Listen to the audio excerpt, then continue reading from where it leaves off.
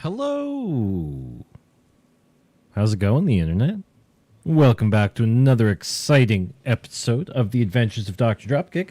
I am your titular host, Dr. Dropkick, and today we are celebrating, my friends. We are celebrating.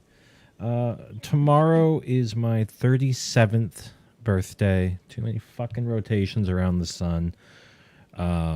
So I am going to be enjoying a nice, crisp, cool beer.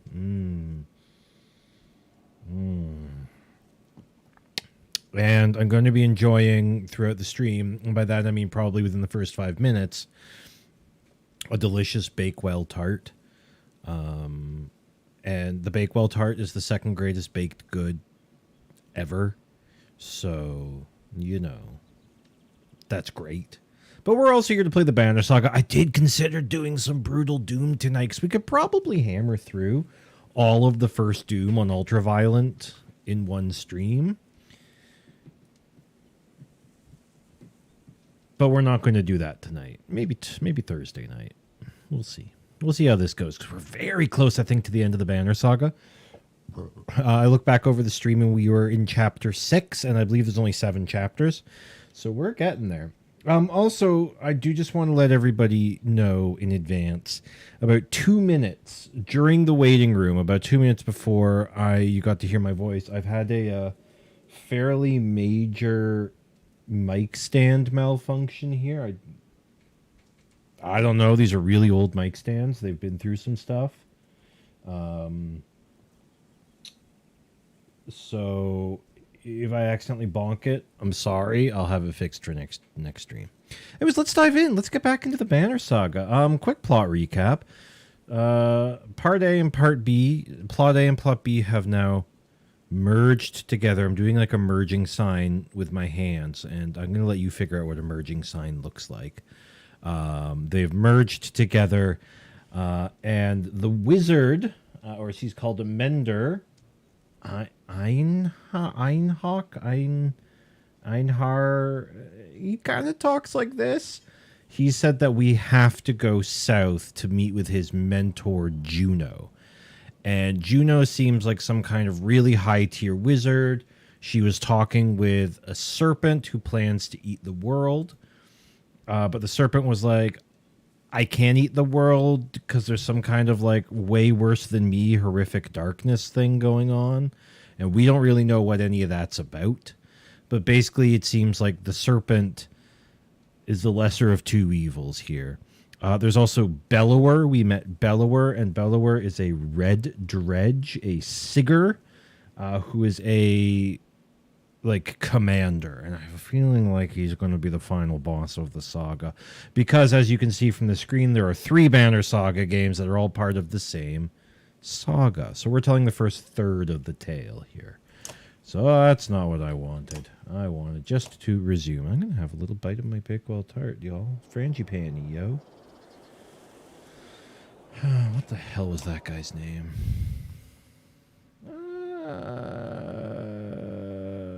Ivan! That's his name. Like, I'm sorry. I know eating on a microphone is disgusting, so I'm sorry. This one's for me. It's my birthday. Leave me alone. What? Puff pastry, frangipan, jam, icing, and a maraschino cherry. Like, that is... that is just the best. It's the frangipan. It gives it such a nice texture. And the icing. We have a British bakery that's not too far away from here, and that makes it very dangerous. All right. Let's hit the road, Jack. We have no food. Man sad. We just left Haukstorp. Bring me the map, Bat Boy. Here, boy. Here, boy. Map. It's a good boy. Yeah, so we were in Einartoft, and we were going to Sigurholm, which is where we're going to meet Juno, but this seemed like a really unsafe route, so we came around this way. Arch!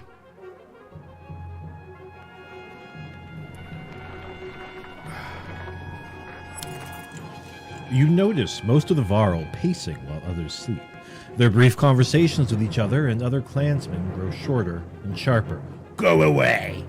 Roars one Varl at a young girl asking him too many questions. All the clansmen stop and stare. I'm going to break the tension by making a joke. I mean, like, that young girl should probably go away. You know, children are the worst. So I'm going to make a joke. Ha ha ha. Yeah. I think you just ruined her dream of marrying a Varro boy. You say, timing your smile just right. The giant grins, then throws back his head with booming laughter. Other Varro join in the mirth, and the caravan feels a bit uplifted for it, morale increased. The giant explains, "We live in the North for its space. Endless miles of snow, ice, mountains, fields, space to be alone. But here there's no time for such thing." Understanding slowly trickles through the caravan, relieving some of the tension. You hear that, child? Stay away from the weird warrior giants. Morale improved. Sad man is still sad, though, because he's very hungry. Oh, can't we, this looks nice and fertile. Can't we, forage for some food here? Bakewell. Godstone. Potatoes.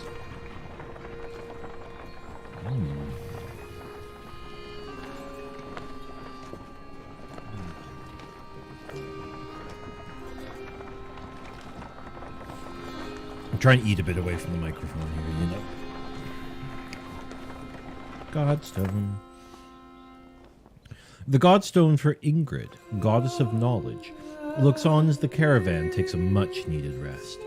Ivor shoos some children away from a solitary dredge slinger lying dead beneath the stone. "Should we be worried about that?" you ask Ivor, pointing at the dredge body. "I don't think so," he replies. "Still, couldn't hurt to have a few gods look around." Hours pass without warning. Let's have a peek at the Godstone.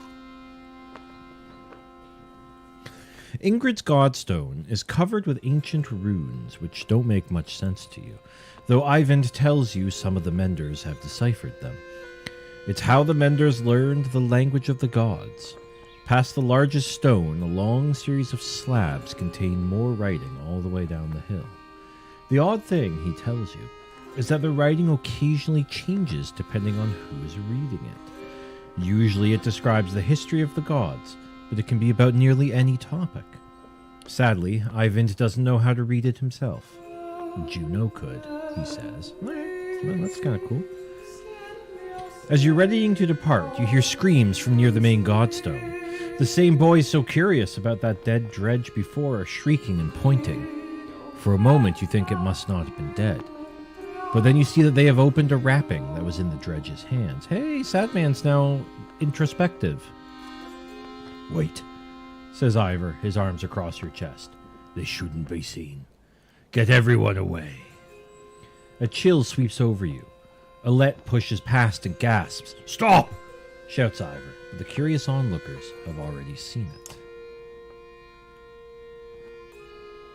"Leave it." On the ground before the dead slinger is a small stony figure, its hands searching for something it can't find. That's a baby. "That dredge is a woman?"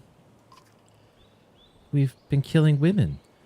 We've been slaughtering women and children this whole time. It's just like the orcs. It's just like the orcs. It was a lot easier to kill them when we figured they had just been born out of the mud an hour ago." "Leaving them to die?" "In war, it's only the males who fight." "We've been fighting these dredge the whole way. Why are women and children on their backs attacking us?" Women with children. "They're not invading. They're running." Everyone stops dead in their tracks. The entire caravan is gathered around, aghast. "When I spoke to Juno, she told me something was coming. She didn't know what. Darkness. Something black is covering the world, and the dredge are running from it just as we're running from them. The serpent, the quake, it's all the beginning of the end." "Ivor, you knew? Why? Why didn't you say something?" "Ivor? When I was young, I killed one of the Sundar during the Second Great War. We called it rays. Every time we would build our defenses, it would flatten them, push us back again. I became separated from the rest of the Varl and stumbled upon Rays deep in a snowstorm. Alone. She was nursing. I threw my axe. It twisted in the wind. Her son died in her arms. She was so pathetic, kneeling in the snow. She didn't even try to stop me when I took her head. That's how I killed the Sunder. When I found my way to Grothim, the Varl wanted to make me Kenda, next to being king. I left. I walked until I ended up in Skoga. But no one knew what I had done. The only sound is the wind blowing through the trees.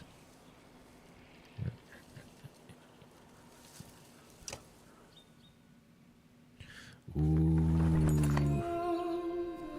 For a long time, nobody says a thing until a child breaks the silence. What do we do with the baby? She asks. A lump forms in your throat, looking at the small obsidian creature squirming before you.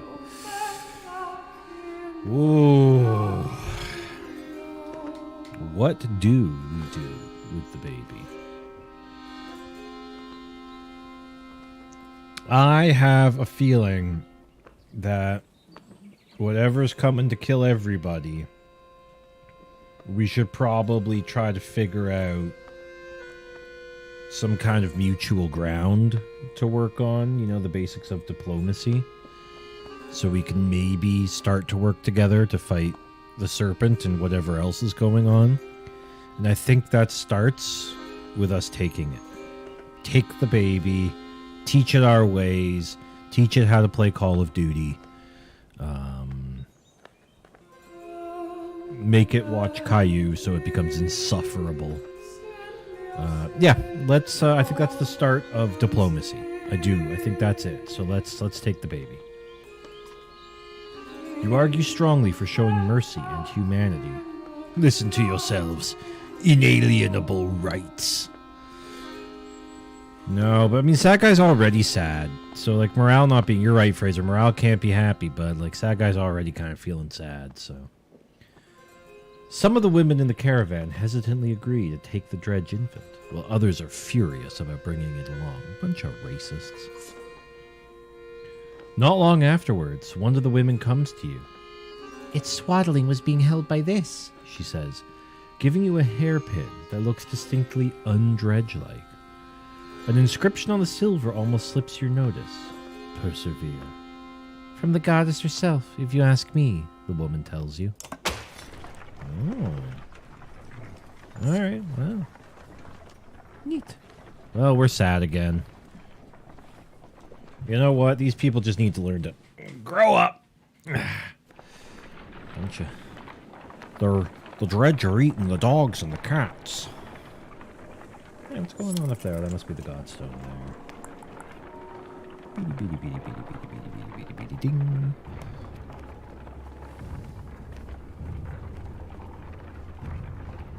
Where are these little people going?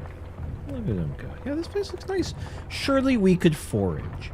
Surely there's like some rabbits we could shoot, some berries that we could consume.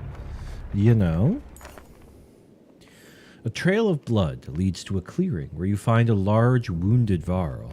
He's gnawing on his shield, swearing at no one in particular, and occasionally slamming his cudgel on the ground.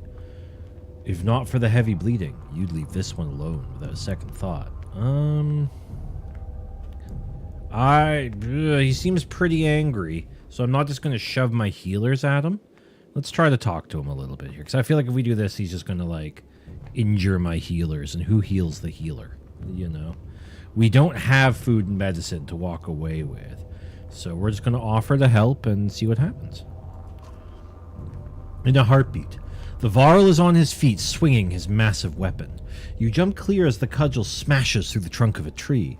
Your party scatters to avoid the falling timber. Once you recover, the Varl is long gone, leaving only a trail of blood, which you decide against following this time. Cool, I guess. Neat. Is that one of the trials of Odysseus? Sing her home! Follow the neon letters in the sky, everyone!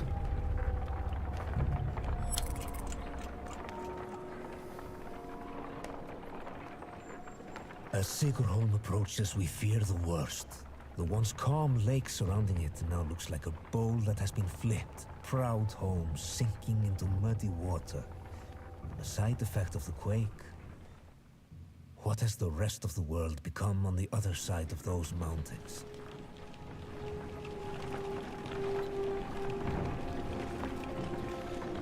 Kind of looks like Charlottetown when I was there last. It's right after Fiona. Oof.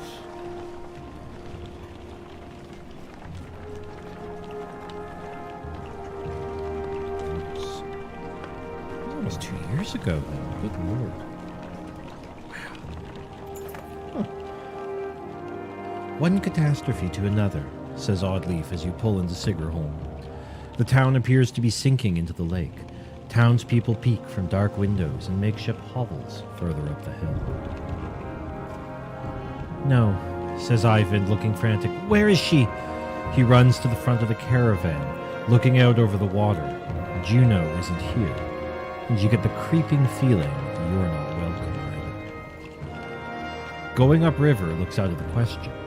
The beach is bare, aside from the occasional skeleton of a ruined fishing boat. You reluctantly set up camp in the sinking town. Okay, well that great, she's not here. All I'm saying is, how long are you willing to wait? While taking stock of the caravan, you've inadvertently walked into a debate between Oddleaf and Ivan. While taking stock of caravan. Swear to God, as this game Metal Gear Solid 5, like it just gets worse as you get through, less and less editing. It's definitely not the first weird typo we've noticed there. As long as we need to. And I think we need to get out of here. I don't feel good about this place. Why? What's wrong? Something doesn't feel right. The people here are staring at us like those vultures in the wastes. I'm sorry, Ivan. I think Oddleaf is right. I saw a man. The whole time we were setting up, he was just watching me. In a creepy way. And how long before the dredge find us here? Juno will come. Just give it a bit more time. Rook, listen to me. I need you to trust me on this. I thought she said, I was pretty sure she said that she was already here. But okay. So we got a new item. Let's check out this new item that we got. The hairpin. Is that this guy? No, that's the ring. Here we go. One stir resist. Oh, okay. Okay. All right. Let's see what else we got going on here. Let's talk to Ivan. Ivan, you being a weenie? You're really worried about her, aren't you? What? Oh, Juno.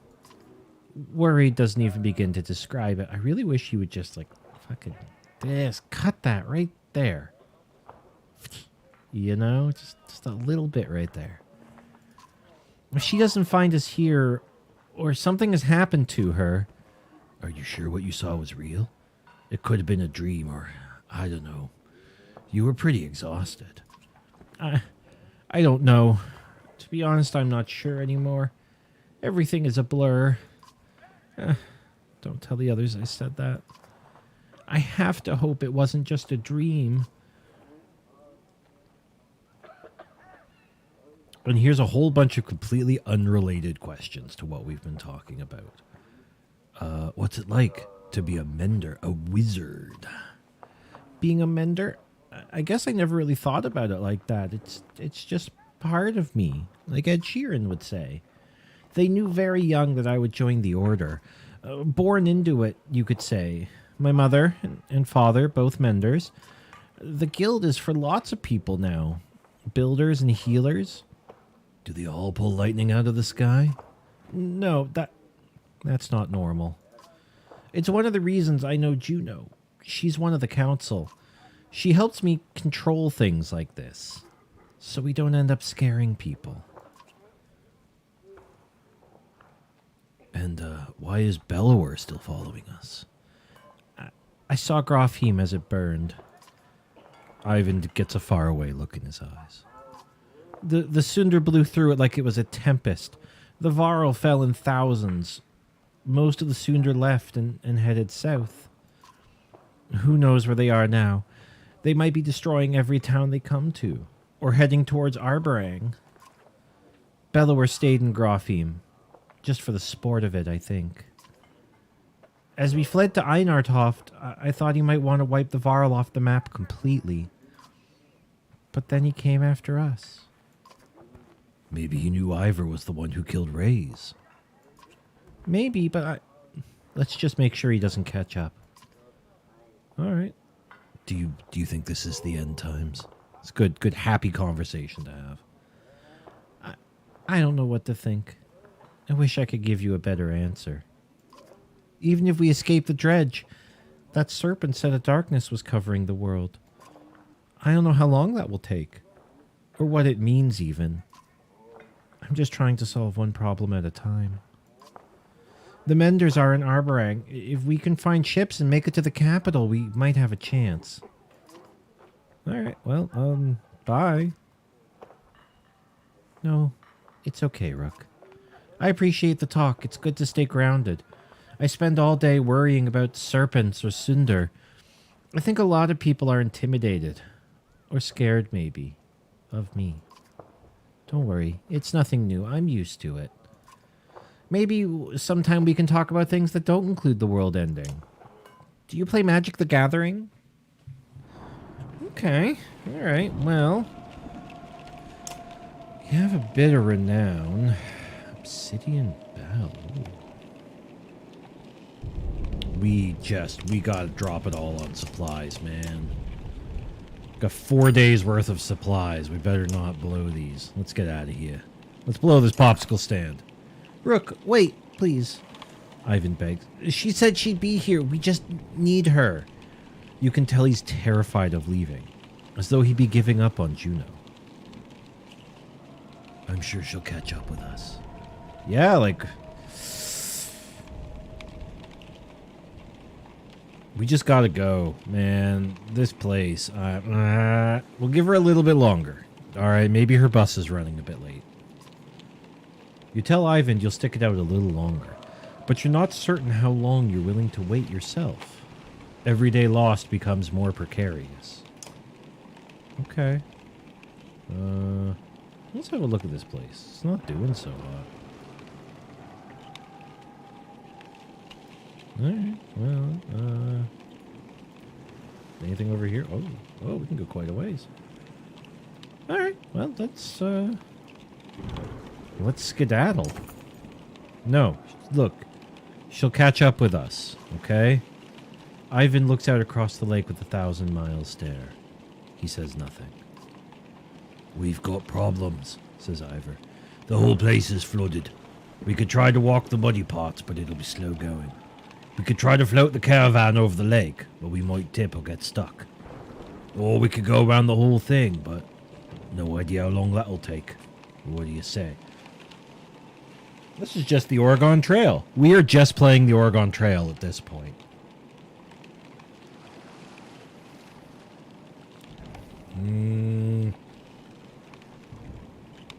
I don't trust caulking the wagons. And the locals are weirdos, so I think we should just take the long route. It sucks, but we gotta do what we gotta do, you know? No one's died of dysentery yet. Bigwell. You leave Sigerholm and start to feel your way around the flooded area, which has washed out the road completely. You continue far into the wooded area, which slows you down even further. Already committed, you hope you didn't make a grave mistake. You leave Sigerholm in a hurry, hoping to outpace the dredge that must be close behind. As you continue further south, you first hit overgrowth, and then forest before finding land that is dry enough to follow back around. By the time you've circumvented the mud, you've lost a lot of time, and you hope it doesn't haunt you later. We've gotten basically the same message twice here now. 27 supplies! Oh! So where are we even going now? Arborang? Oops, I hit the wrong button. Set camp. Are we going to Arborang? Is that the plan here? Very cool. There's Harbor. Oh, there's Harboring. Oh, man. That's a long-ass road. All right. Well, off we go, kids.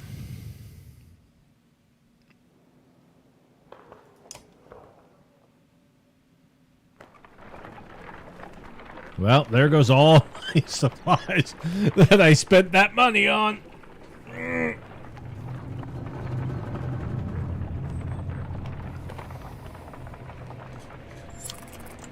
Oh. He's introspective now.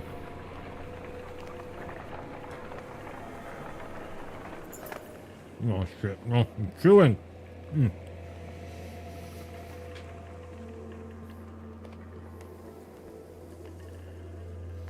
Ahead you find what appears to be a good number of peasants surrounded by brigands. One of the armed men looks over his shoulders and says, "God be damned, this is all I need. Listen, don't interfere, and one of these supply wagons is yours." While remaining silent, the peasants plead to you with their eyes. Right. What's all this then? Nothing concerning you, he replies. And before you start telling me otherwise, these are my clansmen. Thought they could run off with every scrap of food in the village. Now all I want is for you to move on, so take your share, or don't. No. No, we're going to kill you and take the share.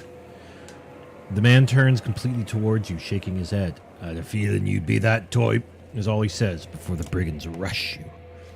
No, we're going to kill him and then take the supply wagon. Come on. Ivan's fully healed up, and we could use a healer. Alette, you really are the weak link here. So we're going to take Ivan, Oddleaf. Nid rips. Nid's amazing. All right, let's get going. Let's fighting love. Let's fighting love. Oh, I'm surrounded. In a real awkward position. You know what? Well, I realize that we have them surrounded. I'm just going to form a solid front. Yeah, use the dredge baby as a hostage. Now we're talking. I'm just going to form a solid front here. And let them come to us. That's our plan. Ready. Okay. So if we go to there, we can put some DACA on this guy.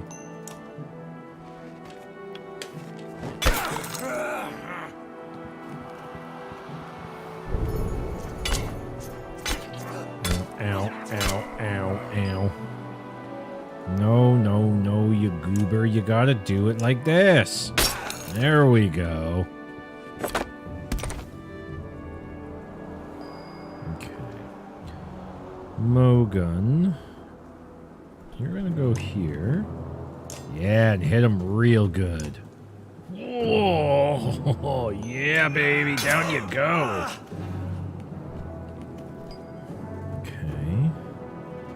So she gets bonus damage. No, this is Oddleaf. Oddleaf just sort of exists. But that's a pretty good shot right there. Ooh, she can promote. If only we had supplies to promote with. Ow, ow, ow, ow. Right in the pickle. Okay, how do you work? Bonus strength damage when stationary. Okay, well, apparently it's all zeros here. So you just do what you can to do that. Ivan, you just like chill there and like repair. That seems pretty good. Yeah, get that armor back up on Ivor. Okay, we're gonna go to this guy. I'm gonna use Mark Prey on him. It's gonna be really funny. Uh-oh. Wow, that went well. That was a little embarrassingly bad there, I'd say. Well, let me just do that. No survivors. Nobody needs to know what happened. Oh! What the fuck was that?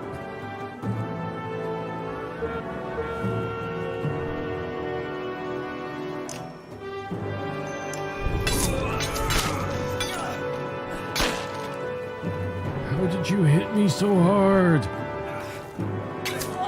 Hey, you leave her alone. She is doing her best in an uncomfortable world.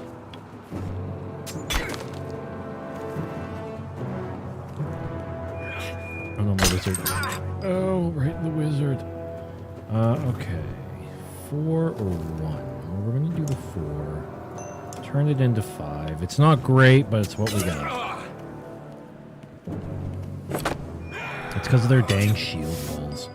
When they're all together like this, they get big old bonuses to their defense. You know what? I'm gonna come around to here. We're gonna do something real stupid. Arc lightning!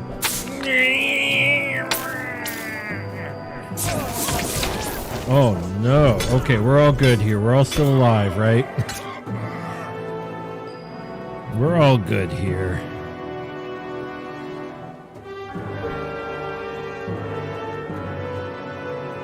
Can we mark him? Stop with the deflection. It's really annoying when you do that. We're gonna absolutely demolish him. Oh, fuck me dead.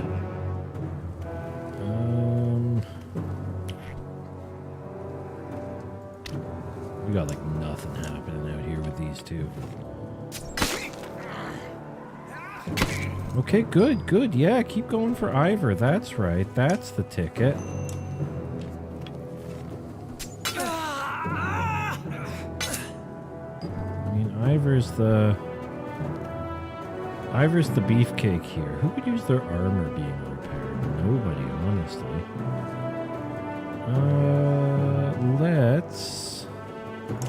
Let's do this again.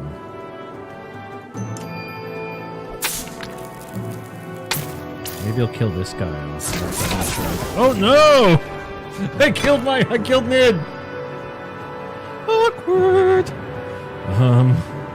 Sorry. Oh boy. Ugh. This arc's diagonally. I should have paid attention to that. Oh no, and I killed Rook too! Oh no. I did a bad job. Got a higher kill count than they do with my own troops. Yeah, go on. Give him a big hit. Give him a hit like you mean it. There we go. 6. Yeah, go for it.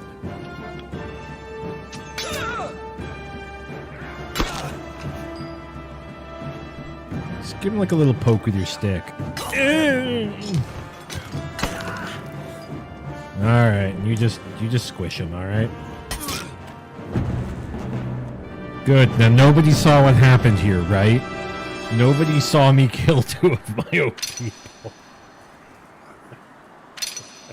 It was worth it. It was with lightning. It was super cool.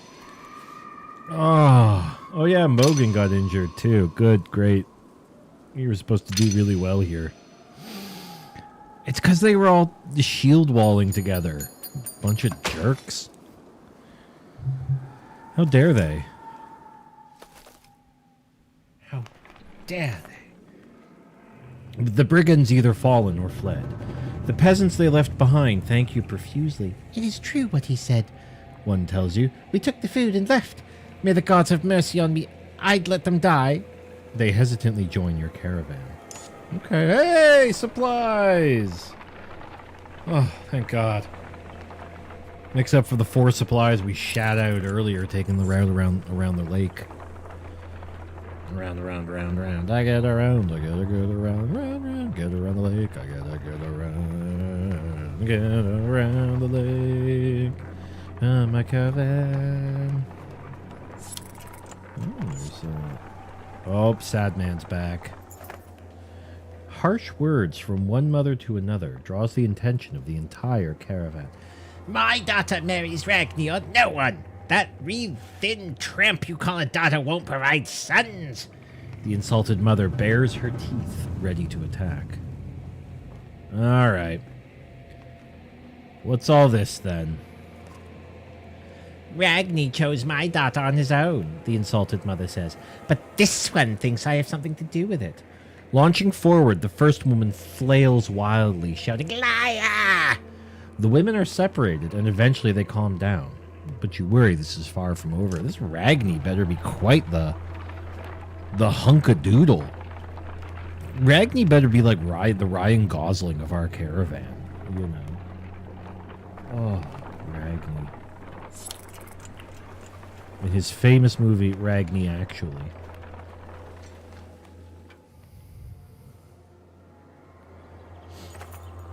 The villagers here are completely oblivious to the destruction that is coming.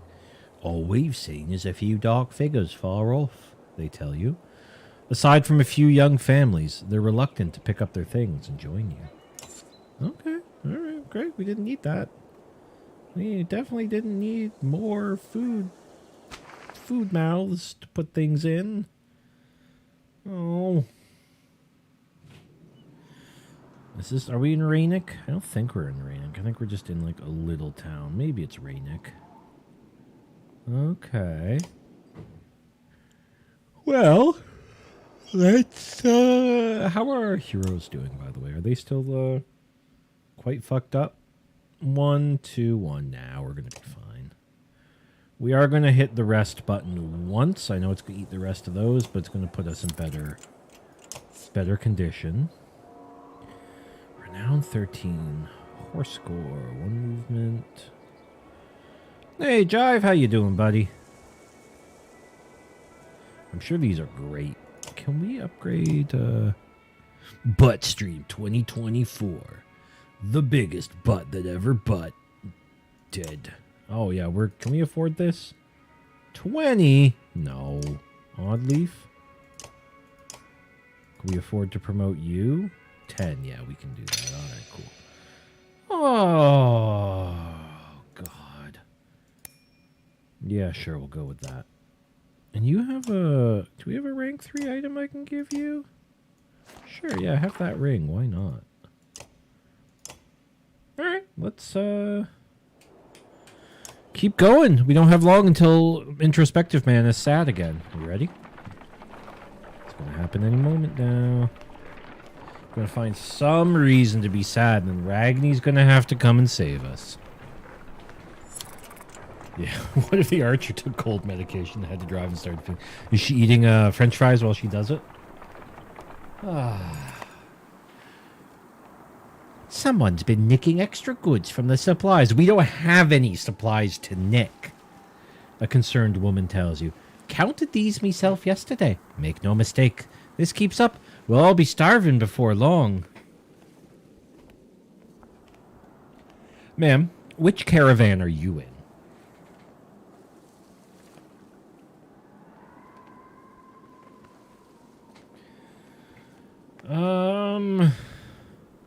Hey, is anybody... Hey, listen. If there are any more missing supplies from the non-existent supplies, we're going to have to ration you so you don't get anything to eat. Still. Your clansmen loathe the idea of even more stringent meals. Accusations abound and 2 different fights erupt before you can regain some sense of order. But at least the message got through. Maybe we can eat the losers of the fight? Well, I'm saying. The sounds of a skirmish alert you to a Varl surrounded by a half-dozen armed fighters. One man spots you and shouts, "Leave us to our business. This Varl killed my father without reason." The Varl is about to respond when a man attacks. The giant swats the blade aside and silently watches for the next assault. Well, let's hear what he's got to say. What you got, big guy? The Varl shrugs as if unconcerned. This one's father and I had a business deal. He lied. Now he's dead. Lies, shouts the man. You murdered him over a lie, you coward. The men wildly attack the Varl, who deflects them well enough. But you're uncertain how long you can keep it up. Let's get in there. Let's get stuck in. We could use more Varl. We've only got one fighter. Is that good? We still don't know what these are. But we seem to be losing them. Ivor, You say, could you use any Varl with a good... We could use any Varl with a good sword arm, couldn't we? he nods, readying his weapon. What a terrible thing to say to a man with one arm. The men immediately back off, the prospect of fighting your entire army suddenly unappealing. They watch from a distance, shouting obscenities. You six-piece chicken McNothing! Something about injustice. The Varl turns towards you. Didn't need the help, but I'm going to travel. I may as well be in the company of other Varl. He falls in line with the others, and you return to travel. Okay, great. Yay! One Varl!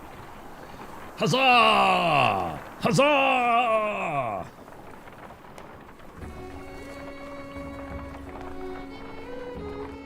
We got another Godstone? I'm sure an awful lot of these things.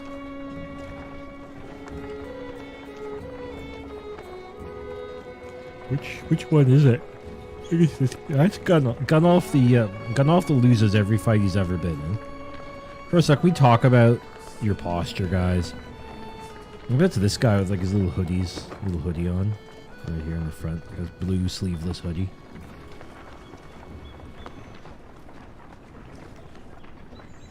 Oh, dang. The imposing godstone of Bjorf. It's like one syllable, Bjorf. Approaches. His severe visage makes it feel like he's watching you even now. The caravan spreads out, happy to be free of the confining forest and in open fields. Hogan pulls you aside to show you some red berries growing on an ash tree that looks like it was chopped down long ago. These shouldn't be growing here. Nope. That wasn't Mogan or Hogan. Oh, these shouldn't be growing here, he says excitedly. I haven't seen these in a long time. He and Mogan busily go about collecting the berries. In fact, in honor of Bjorf, some of the caravan crack kegs of mead and wine before anyone can stop them. To the only god that matters! They shout. Everyone drinks, and you're glad for the merriment that has swept over the caravan. All right, let's peek the Godstone for a second here. You look up at the Godstone, Bjorlf's head surrounded by images of casks and drinking horns. Though he always was depicted as being stern, Bjorlf was one of the most popular gods of men and Varl, the one who taught them how to brew. It seems like more than coincidence that the long fields around Bjorlf's stone have always been excellent for growing anything you could need for a good drink. Let's get some berries. We're going to need them, I think. What exactly are these? You ask Hogan. When I would travel to Borisgard with my father, sometimes he'd buy us a few of these, Hogan replies. Couldn't be a luckier find. See for yourself. You try one, and you can feel energy returning to your tired limbs. Not taking a few more would be a wasted opportunity, you figure. I call them Red Bull. Red Bull berries. Red berries bull. As the hour becomes late, the caravan is eventually ready to get back on the road. The day by Bjorf's stone is one of the few memories that hasn't been tarnished by the specter of bad fortune, you think to yourself. Oh, look at him. That is a man who said, It's time for some water, mate.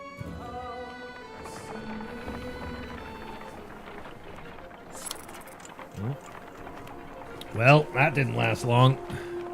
Oh, we lost our last fighter. Darn? Maybe? Maybe darn?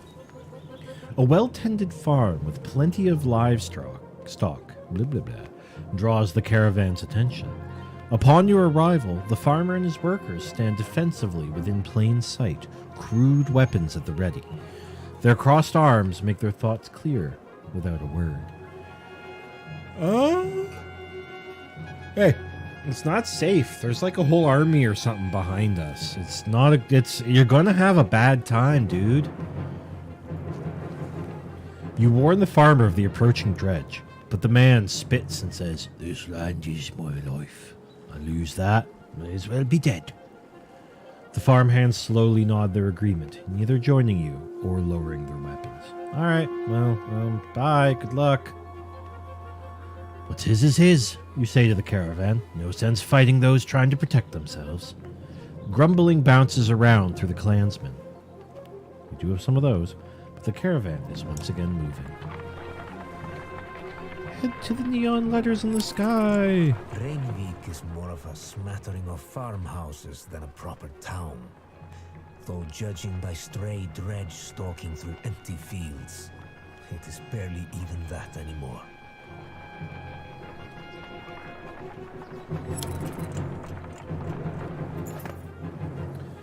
Reynvik comes and goes as a long series of farmhouses, abandoned and crawling with dredge. Remember when we warned that guy 2 seconds ago about them? Yeah. The farmers have probably already fled to Beauregard. You try to hurry past, but are eventually spotted.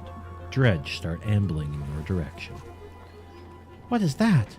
Points out Oddleaf, up near one of the longhouses. In the distance, a large person, clothes seemingly covered in blood, is cursing loudly and stumbling about. He staggers into a longhouse, laughing. The dredge heading your direction turn back, roaring, and begin to pound on the longhouse door. They seem to be holding a grudge against this particular person.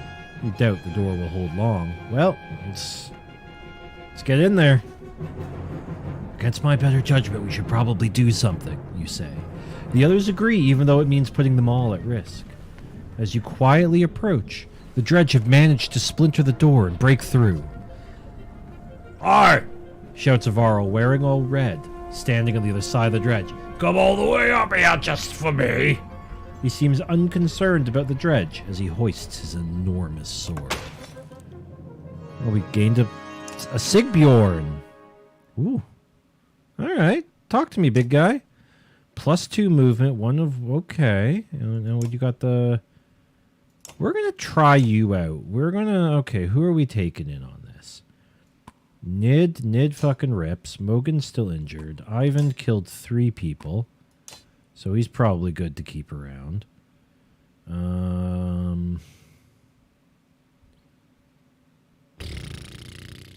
Gunolf the ever-losing? We'll take you. Why not? And we'll take Oddleaf. Why not? All right. We did upgrade her. Good.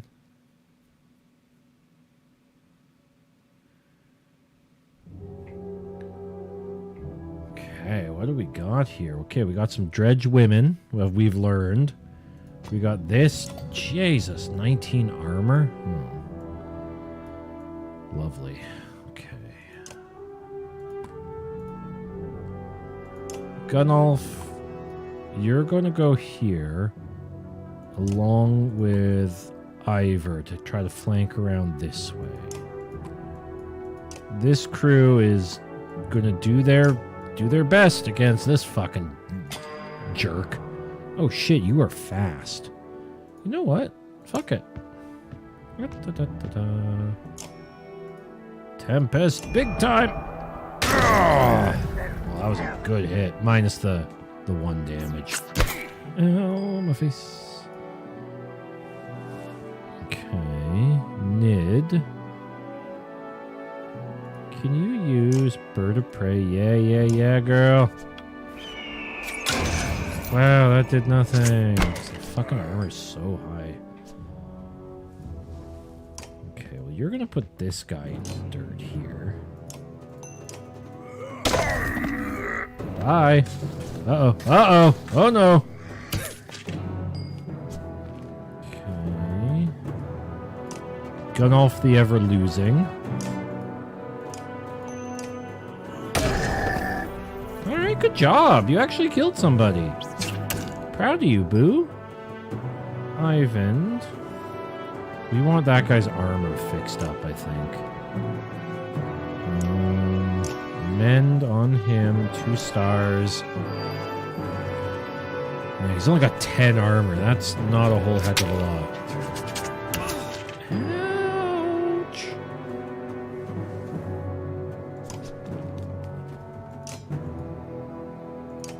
Yeah, go on. Do a bit of armor damage. We got to work it down somehow. Oh, Nid's toast. Oh no, Nid's not toast. Oh, this is a good spot to do a Tempest. Not enough willpower. Chug it up. Chug up the stars. All of it. There we go. Okay. All right. Yeah. Keep working on that guy. Honestly, Nid, you just kind of run and do your best.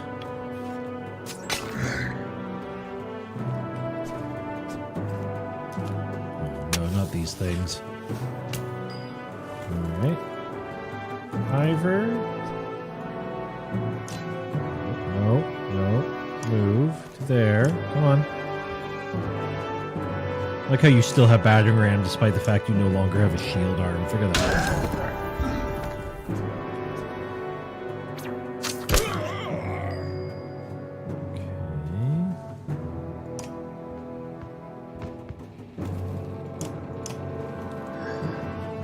Oh, right in the fucking face.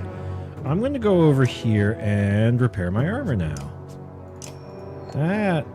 That seems like... Oh, I can't fix my own armor. Interesting. Okay, well, not much to do then.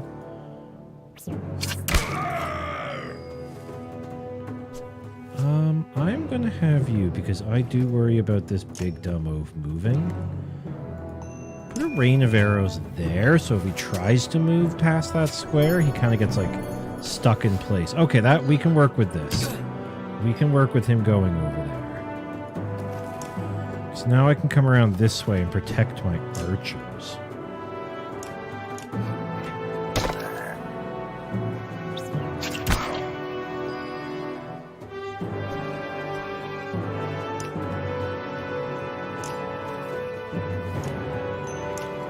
Yep, keep working it down. Oh, right in the wizard. Oh, no, don't go. Oh, no, okay, that stuff's already moved. Yeah, go there and just, like, put this dude in the dirt. Yeah, then we're going to enter pillage mode, and that sucks with this guy. And yeah, that was bound to happen. Okay, well, at least now we're protecting our squishies.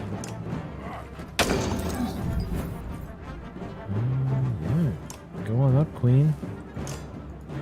Fucking do what you can. Oh yeah, we got this guy. Hey, we only took 1 casualty. That's pretty good. I'll take that. That went well.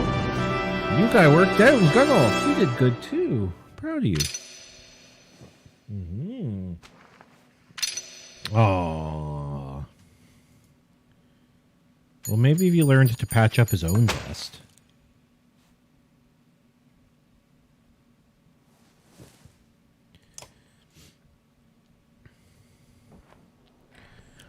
Welcome to my mead house, Sigbjorn's House of Mead. Wasn't expecting a varl this far south, or this drunk. I can say that. There are people huddled in the corners of the mead hall, looking on with uneasiness. Who are you people? No, her friends. They made this place. It's not really mine. You lured Dredge back to a room full of unarmed people? What's wrong with you? Come on. I shaved everybody in here. Jensen Foy drinks the best drink. Wait, I was shaving your ass. Remember that part? If you knew you'd come up here, you could have told me. What do we do with this guy? No, yeah, come with us. The townspeople show you a huge stack of barrels filled with quality mead and help you haul them back to the caravan. Hey! I miss this place. Good memories. Mead. With some help, you gather up the casks of mead and head back to the caravan, Sigbjorn and the other survivors in tow.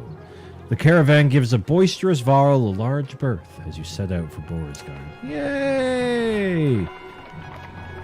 Where are we? Yay! Map child. Morale's still low, despite Mead. Oh, we're almost there. Okay, that's good. Not so sure I like this, like, broken-looking sword picture that they got here over their thing. Wolves Maw. Alright, well, off we go, kids. Mush.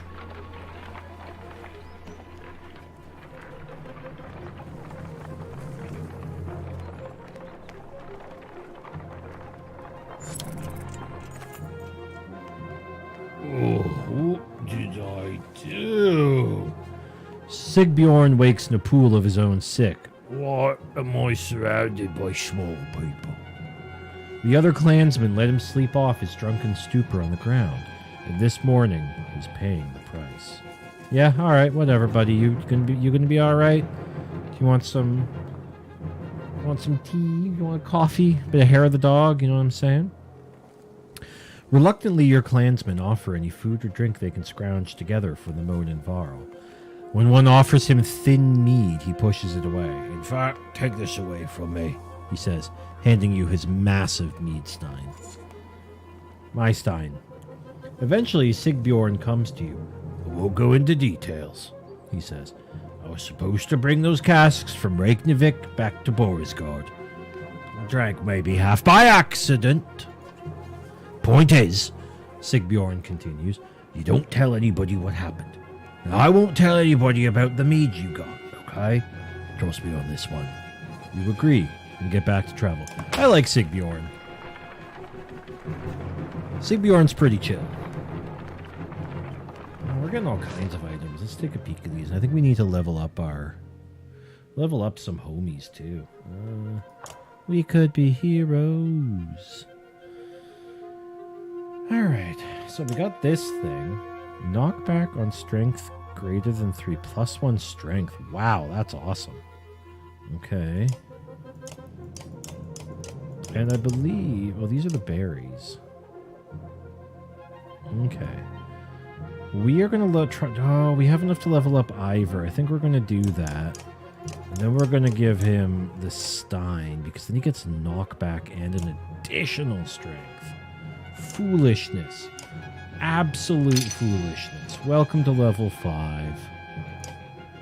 I'm going to bump your exertion. We're going to bump your defense. And we're going to replace it with this dope-ass Stein. There you go, my friend. Good luck. You have another level? Oh, I didn't save it. Okay. I was about to say. Now, what do we need for you, Gunnulf? How much here? You need 15. Yeah, it's not happening anytime soon, big guy. Gunnulf, can I give you an item? What's Rook holding?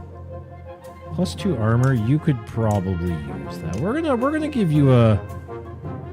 Can you not use any items? Gunnulf? Are you an unitemable fella? No, you can. There we go.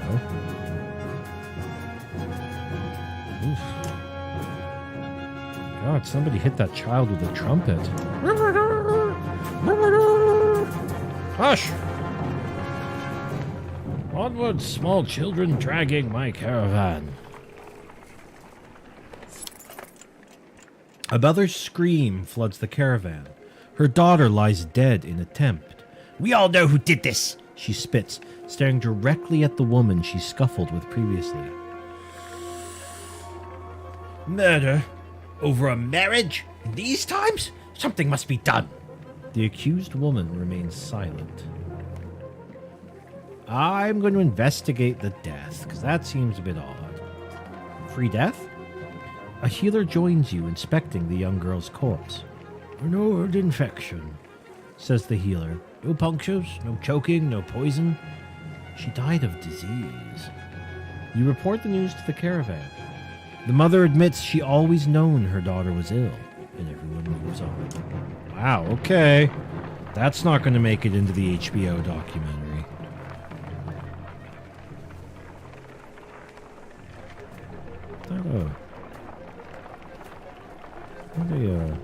A paddle boat on top of a hill over there, right in the corner here, at the edge of the screen.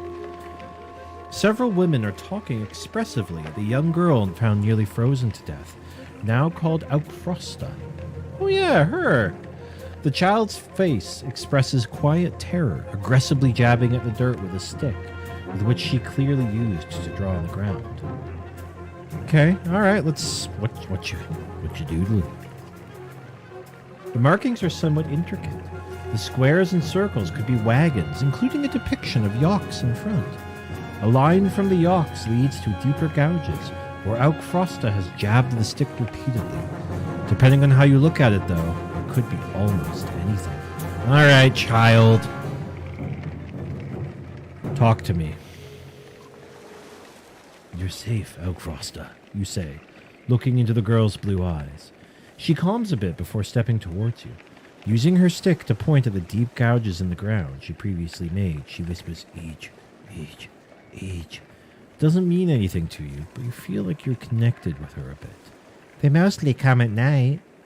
Mostly.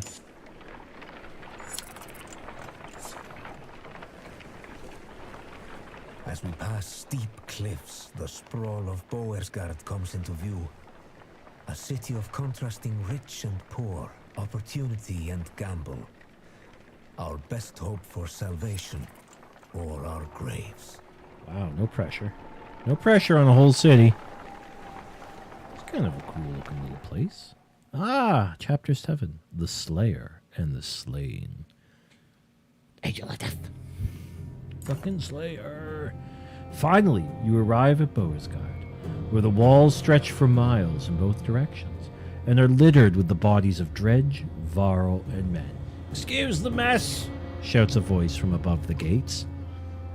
Looking up, you spy a striking Varl, his face wreathed with matted black hair. Movement at the gates catches your eye. Dredge are still banging on the gate doors without luck. Let us in, you shout. Sigbjorn pushes past. I won't be here in the end of this for a while, he says before yelling, Open up, Morvak! They took me out of Reykjavik! You hear a laugh echoing on the wind as the doors creak. A dozen armed men, led by the massive Jarl, make quick work of the dredge and usher you into the city. You may be interested to know they brought a mender. You didn't go to get a mender. Where's the meat? Look at this anime beefcake. Look at this guy. Boersgard. Okay, we could try Boersgard. Thank you, Fraser. Can we just look at this guy? Look at this goober. Sigbjorn shrugs apologetically. I guess the mender will do. Either way, we've got a chance now, or we're completely screwed. Rook, we've come a long ways, some as far as Skoger. Are you in charge here? In charge of the governor, I suppose. Listen, if you have something to tell him, say it now. Otherwise, you're on your own. I don't care where you go, but stirring up trouble is probably the only reason you'll see me again. It won't be to talk. Mender, come along. We're going to see the governor.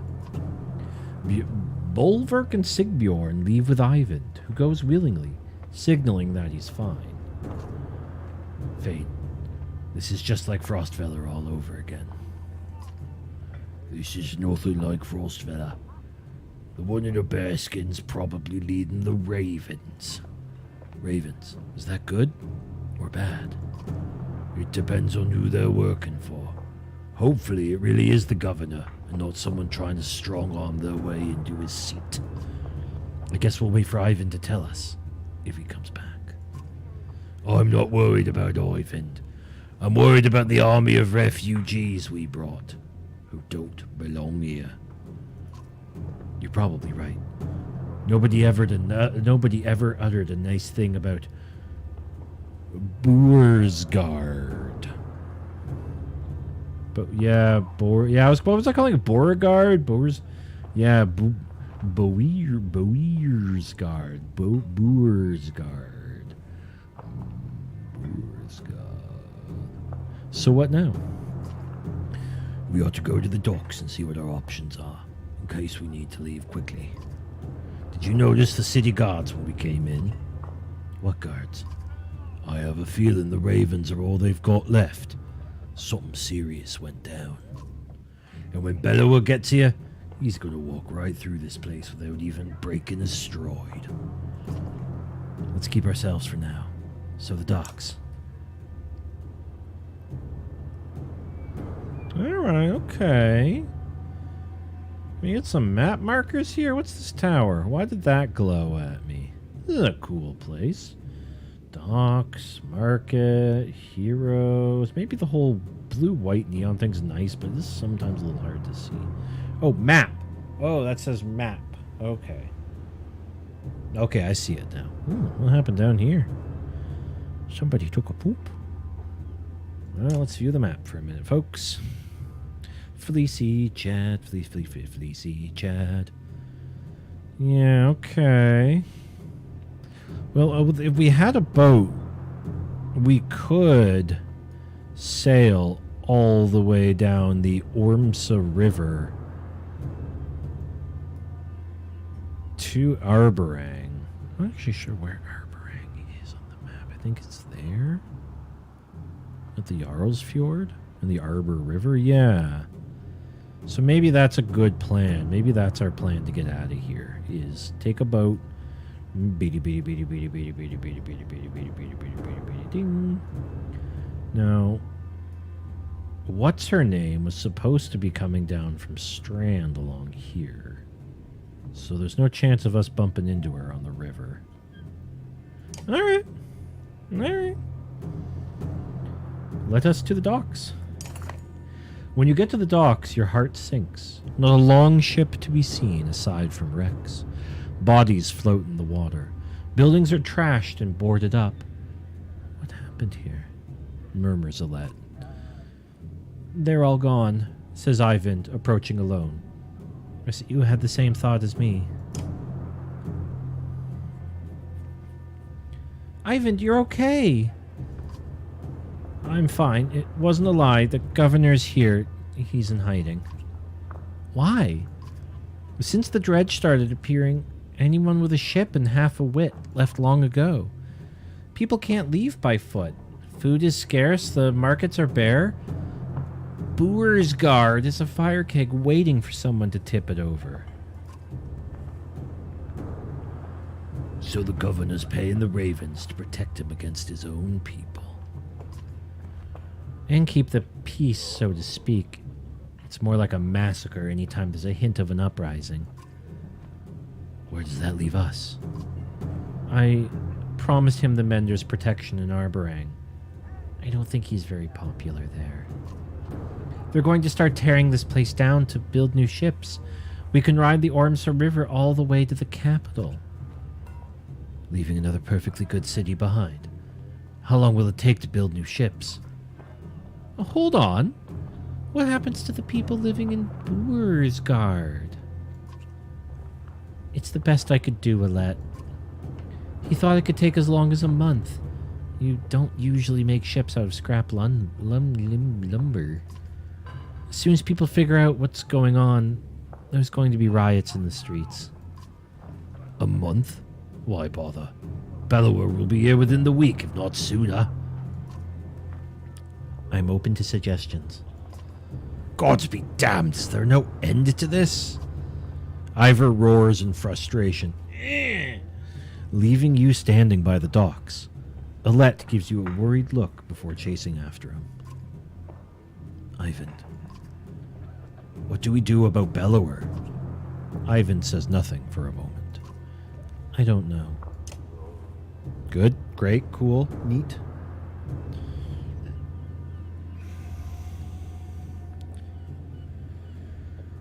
What's the word, hummingbird? You find Ivor standing on the city walls, overlooking the fields outside. Dredge are keeping their distance, but continue to gather. I'm okay, Rook. Ivor cuts you off before you can say anything, like his arm got cut off. You know he's been through worse.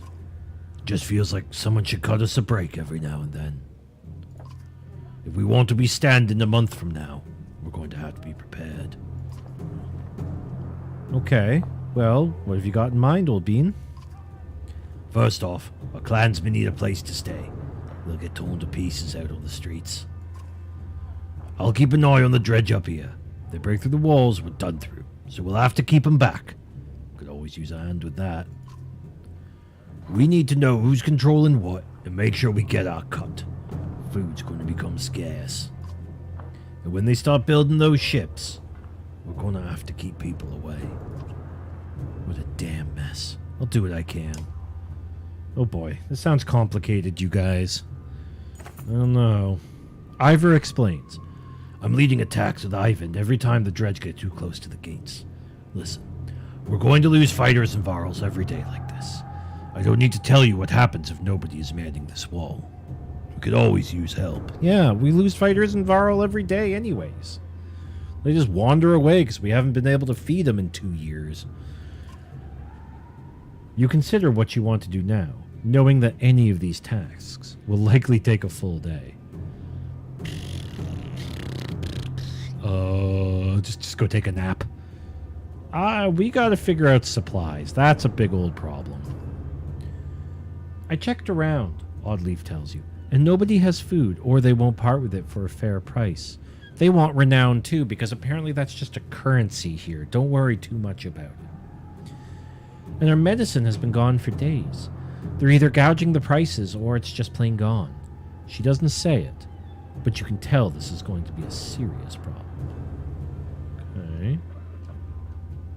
Alright, let's get stuck in with the ravens. I feel like we're going to need them, but you know.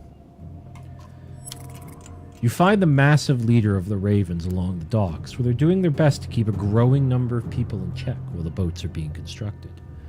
You question him about food supplies. Should have brought your own, he says. I can't go giving it out to every person in Boorsgard. I'd kill every last bastard in this city to get some good meat, though. This place has been dry for weeks. We do have the meat that we picked up. We weren't supposed to tell anyone about it. Oops. Let me get this straight, says Bulwark. You happen to come through Ravnavik with Sigbjorn in tow, and plenty of meat to go around, is that right? You hesitate a little too long. Oh, murder that motherless yox, growls Bulwark as he turns to leave. He grumbles. Bring the barrels and we'll make a trade. Sorry, Sigbjorn. Normally I don't throw friends under the caravan, but like I've only just met you. You did good though when you were like, no more for me. But like, gotta do what you gotta do, man. The caravan protests when you tell them the deal you made, but you run blah blah blah. Complaints vanish. 12 days of supplies. Oh, that's the good shit right there. Ivor points out the dredge along the wall. There's a lot more of them, and they're getting braver, he says. We lost a fair number of fighters since yesterday. We haven't had any fighters since one fighter left us. We could use your help. There's nobody left to defend these walls. Alright, yeah, let's get into a fist fight then. No, we can keep losing people.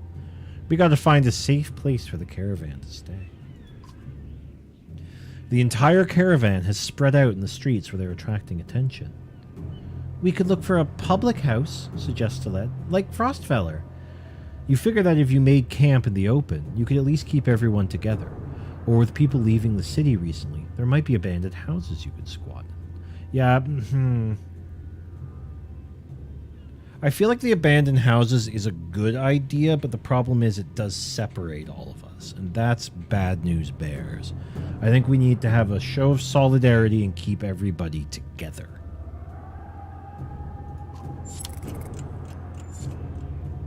We've done well sticking together before, so we don't need to change things now. Your caravan sets up a camp as normal, and goes about their guard patrols as usual. Hopefully it keeps the people working together and in their element. Alright. Oh, wow. We just lost a lot of Varl. Oh, well. This is bad, says Ivan as Ivor points across the battlefield. Aside from the fact that we're up to our necks in dredge, a stone singer showed up.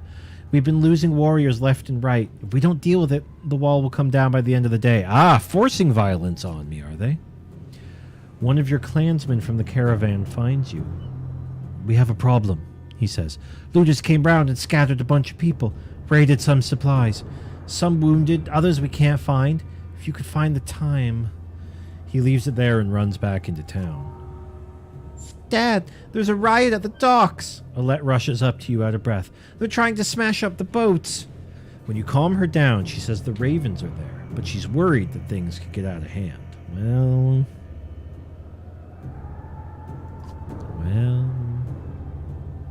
No, we gotta deal with that stone singer. That stone singer's gonna wreak havoc on us if we don't take care of it, Ivor tells you. This'll be a rough fight, but we gotta take it down. Alright. Let's get fucked up. Fucked up. Fucked up. Oh, we don't have Sigurd anymore. But we have Mogan back, so you're coming with us, Big M.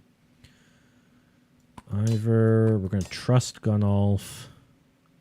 I think I'm gonna get rid of Oddleaf, honestly. We'll take a Rook. Right. In we go.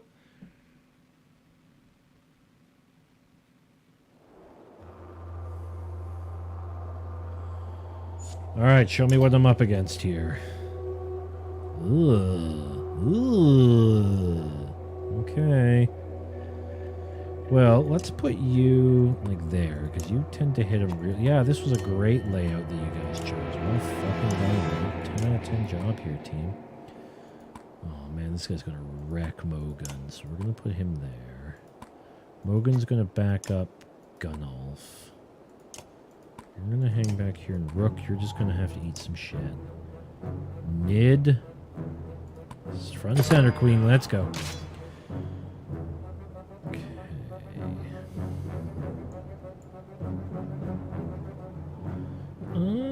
That's a lot of dudes over there. And that guy's got 18 strength. What the fuck?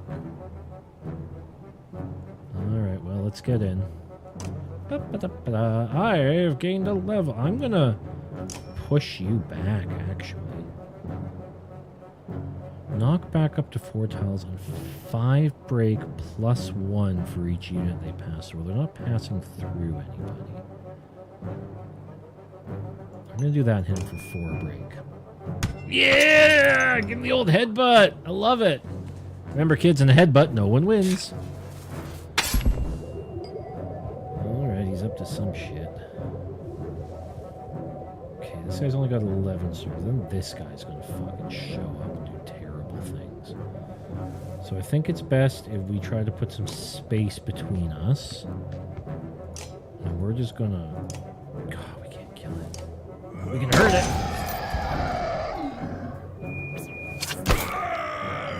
Okay, Rook.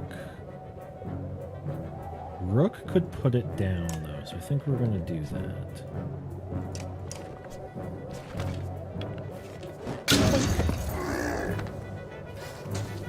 Alright, here come the 2 big guys. This is what we gotta watch out for, everybody. These guys suck the big one. Well, this is what I think of you! 5 attacks at 1 strength or break each. Yes, yes! That strength, yes! Queen! Alright, good. Oh, good, he's really slow. We're gonna patch up Gunnulf's armor now. Restores armor up to half of the mender's current willpower, which is 11 plus 1, so that would be 6? Yeah, alright, cool.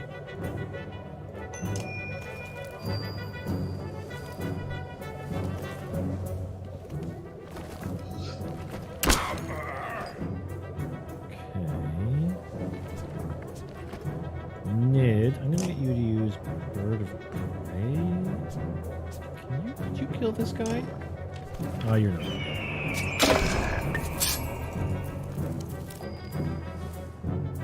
Oh, for 12.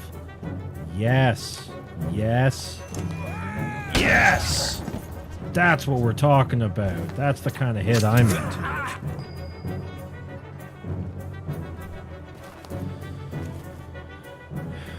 Gunnulf, you are probably going to eat shit when this guy comes to you, so you might want to start working him down now, I'm thinking. I mean, no matter what, you are going to eat shit when this guy goes off, so let's just do our best. Normal strength damage to 3 adjacent enemies. Going clockwise from the top. Okay, where are you going? Oh, you're going after my Mender. Leave me alone. He's really nice. Put this guy down.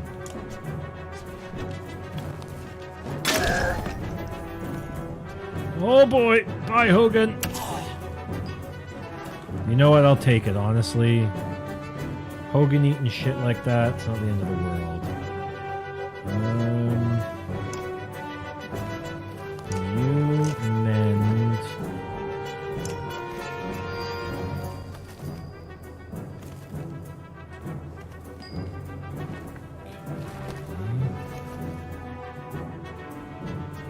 Can you do some armor breaking? Come on. Let me get that. Okay, fine. Just shoot him with it, I guess. Jerk. Not actually what I wanted, game, but okay, here we are. Hey, leave him alone!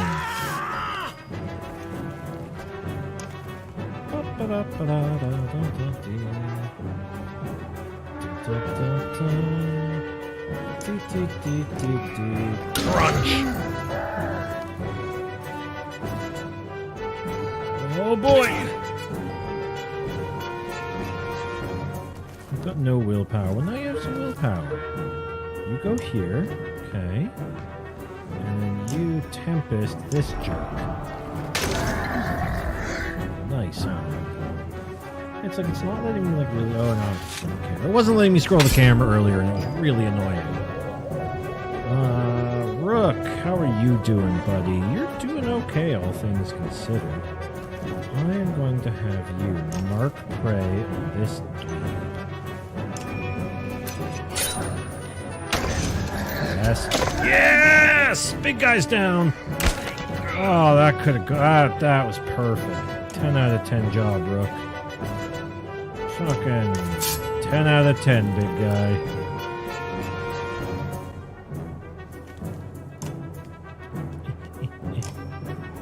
Can you reach this guy with a bird of prey? No. Oh, you just stay there.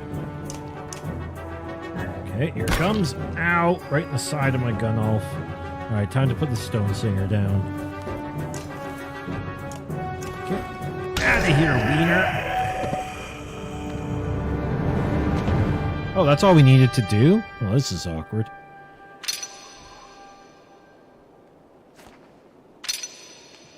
Oh, Mogan. You know what? I'm pretty happy with that, honestly. All things considered, that fight went exceptionally well. I'm proud of me. Oh, no. Look at these guys. These guys weren't here. Oh, wow, that's a lot of dredge. And this is, I guess, where they're building the boats? No, that's a stone step. They're building the boats down there. Okay. I wonder where my people are. Oh, there are my people. Where's the heroes button? I don't think I have a heroes button. Ivor? This morning, says Ivor, I saw him. Bella was here. I think it won't be long now. Ivan leans silently on his staff nearby. You consider what you want to do now, knowing any of these tasks will likely take a full day. Let's go find our people. You spend a day helping your clansmen look for missing people, or the looters who stole from you, turning up nothing but empty leads. Eventually you accept that they probably aren't coming back, and you've got too many other problems to deal with. Good use of time. Oh no. Hey, morale improved. I don't know why, but it did. We're happy. Ivor, you begin. Can we really keep this up? Ivor looks as if he hasn't slept for days. We've lost a lot of fighters. He mumbles. The weight of the situation is crushing. Then, from far in the distance, you hear a horn. Dredge don't use horns, it occurs to you. Ivan appears at your side, just as a long caravan of people comes into view, Dredge turning to attack them. Who is that? You ask. Is it Juno? It can't be, says Ivan. He runs towards the gates, shouting, You see that banner? It's Hakon! As you wonder how they got here, the gates are heaved open and you charge onto the field, clearing a path through the dredge. Hakon! Alright, we got some dudes to level up. Can I afford to level you up? Yeah, alright, you've earned it.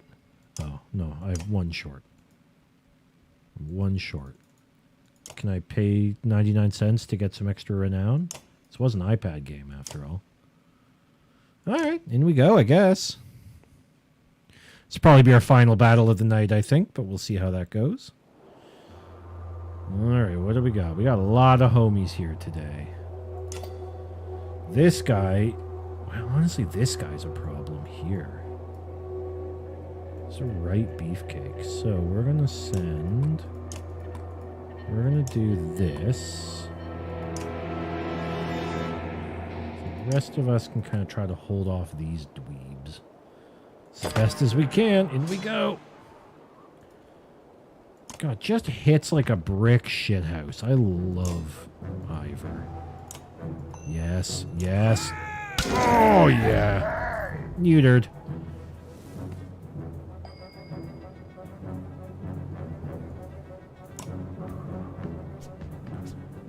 This guy's gonna suck to get through all that armor, but we'll do our little best, you know. Do the best we can with the tools that we are given, my friends. Go on. Hit him for an extra point. You've earned it. Okay.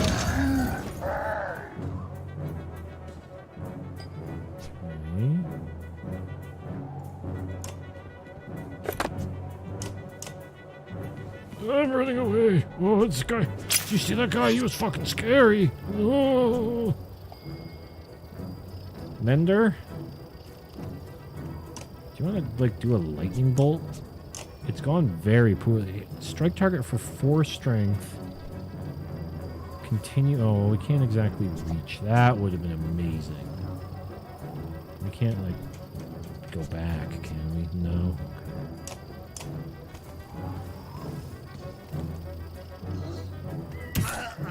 Ouch.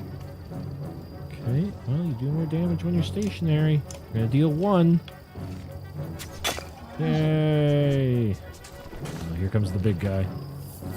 Oh, an odd choice of a move, but okay. I still don't know what this is, and it still scares me. My hope in this game is we never find out what this ability does. That's how we make sure of that.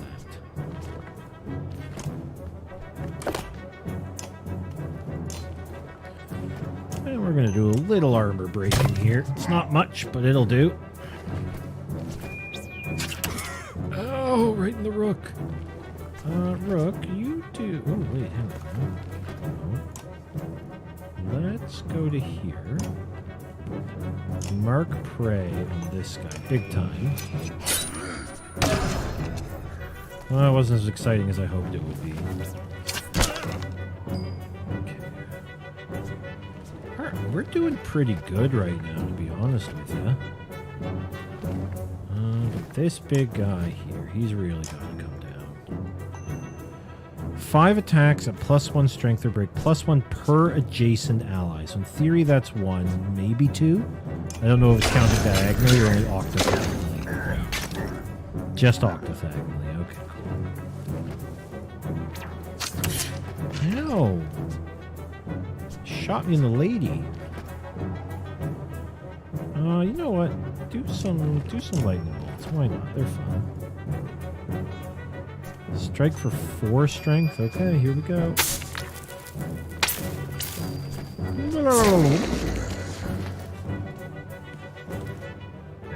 Hey, no. Ooh. Queenie, get out of there.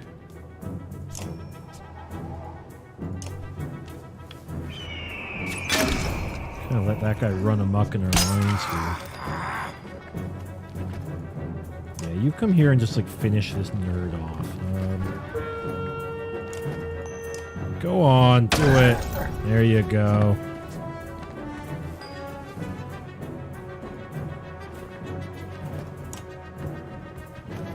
Gunolf, if you want to start dealing with something, oh, don't you sling her. Good, thank you. Rook is kind of fucked up at the moment, not gonna lie. I'm gonna try to pull him back a bit. And he's just gonna do his little best out here. Yeah, that wasn't as good as I hoped it would be. It never is. Oh no, okay. Oh, Rook's down. Ass in a crack. Okay, okay. Go on, give him the old flaily potato. Yeah. Alright, that's alright. Ivan, do the whole lightning thing again. On him. Full blast!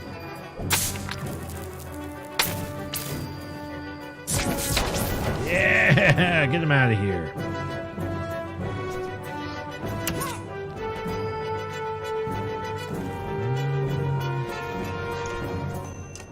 Sure? Yeah, you've only got 1 fucking strength. There's not a lot that you can do. I'm sorry.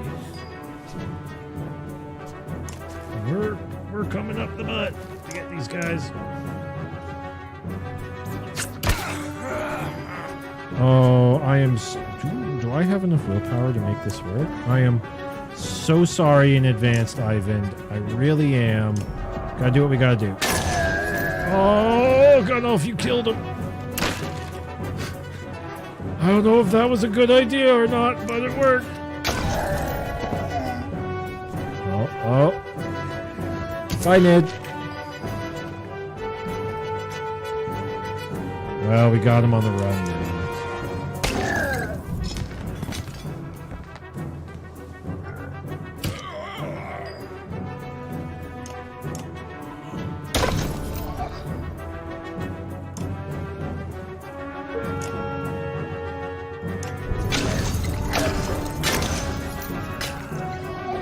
He's almost gone. He's almost gone. We got him. We got him now.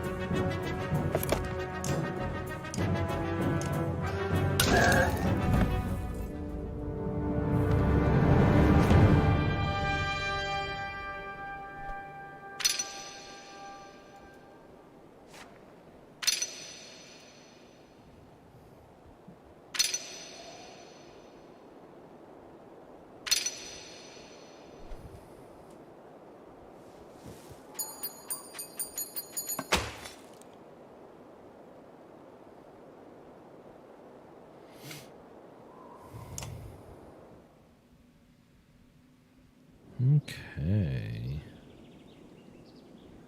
Sorry, give me 2 shakes of a tick here.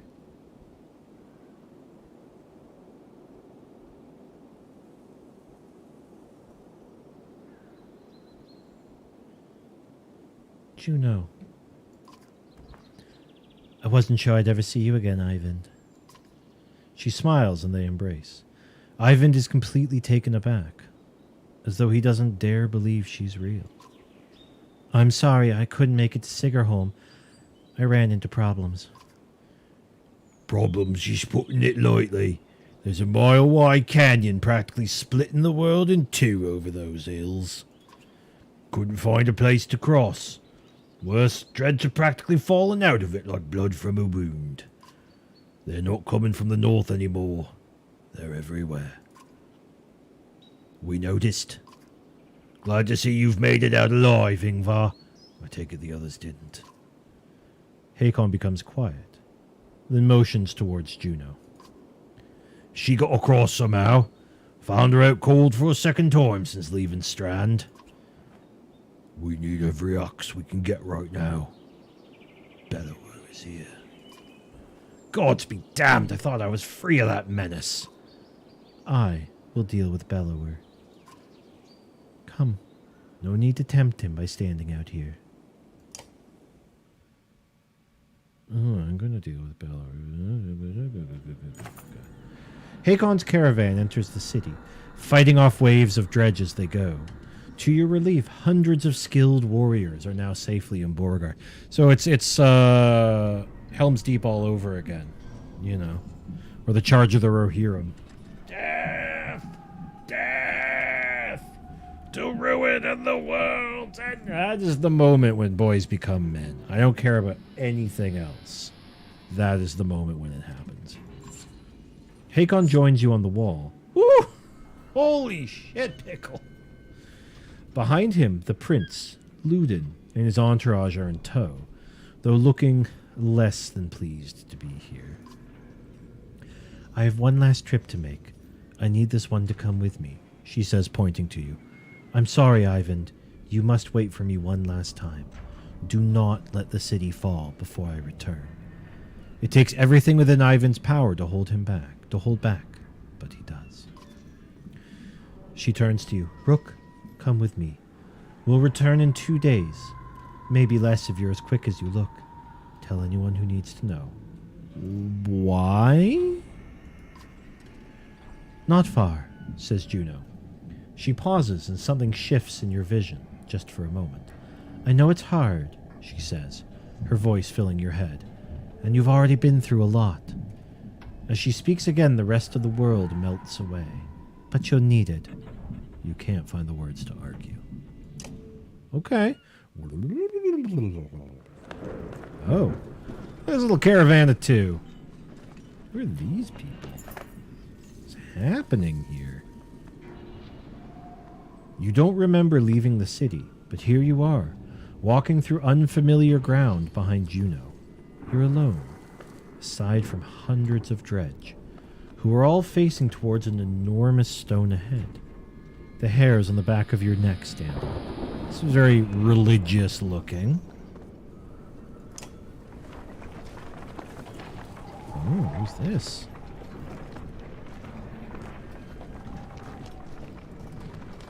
Oh. That's the game designer, Gerald. At the Gerald Stone.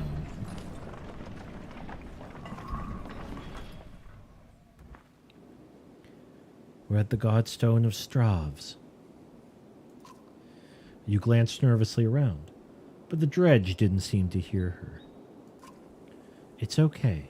You can speak. Softly. Is this where you're going to sacrifice me? Juno smiles. What could have come across as a profoundly creepy looks sincere instead. No. The dredge cannot see us. To be more precise, they can see us, but I've convinced them to be unconcerned. I can understand your apprehension, though. What are we doing here? What's happening? Do you know of the god Stravs? Few know this stone exists, even amongst those who have lived their whole lives in Bursgard. While Dengler deals in fortune, Stravs taught men the value of trade in a different way. He showed them it has consequence, two sides of the same coin. See the silver in the stone? The gales up here wear away the stone, but the metal remains. We need a piece of this silver. The god Stravs is wreathed by imagery of silver weapons.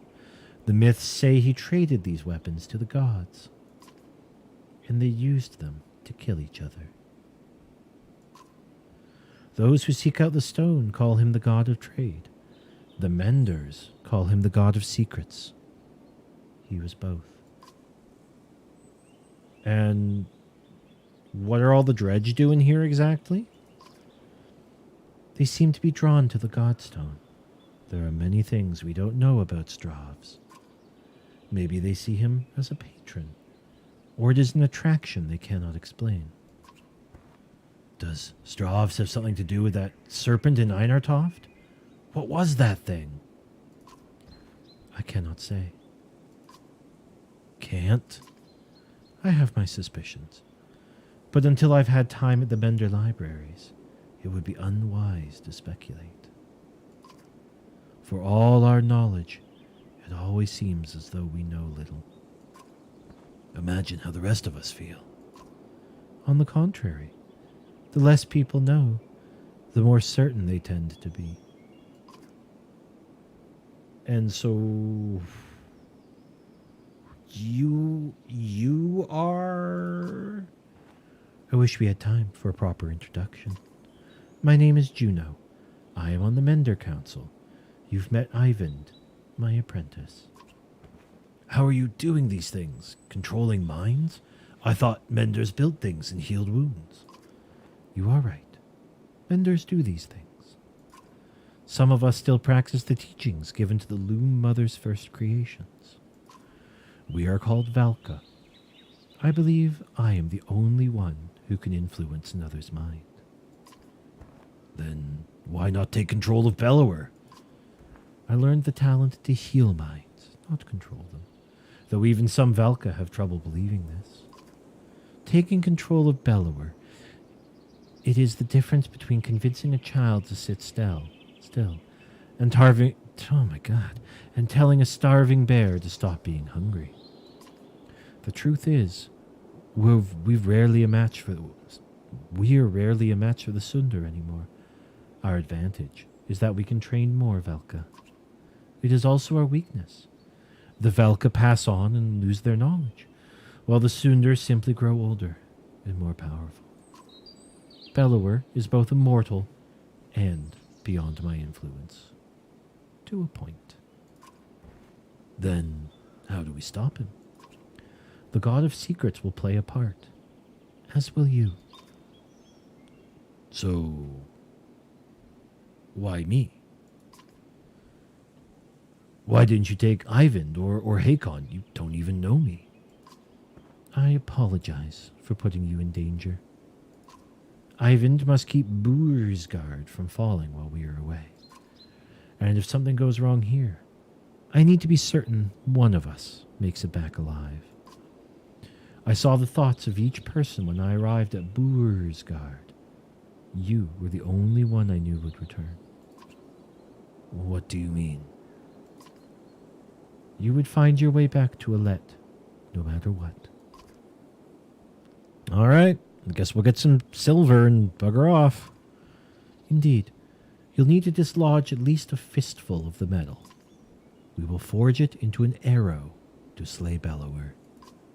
Wait, after everything you've told me, make a magic arrow to shoot Bellower? That's all it takes? Why didn't you do that a long time ago? Juno gets a faraway look in her eyes. No, that is not all it takes. What I tell you now must not be repeated. The arrow will not kill Bellower, even were it to strike his heart.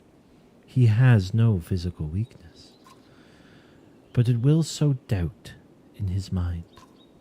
When it pierces him, I will help him to believe that he is dying. The rest of you will convince him with sword and axe. Everyone who fights at your side must believe it to be true. You're going to trick him into thinking he's dead. That's the most he really can't be killed. No. Someday he will awaken and realize he's not dead. I imagine he will be quite upset. First, we must make the arrow. Focus on the task at hand. She looks knowingly at the Godstone, waiting for you to start climbing. Rook, I am not certain how the dredge will react when you do this. And behind us is a sudden drop. So, be careful. Wow, no pressure.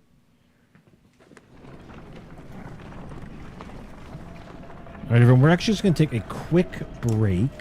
I'm going to be right... I have to pee. I will be right back, everybody.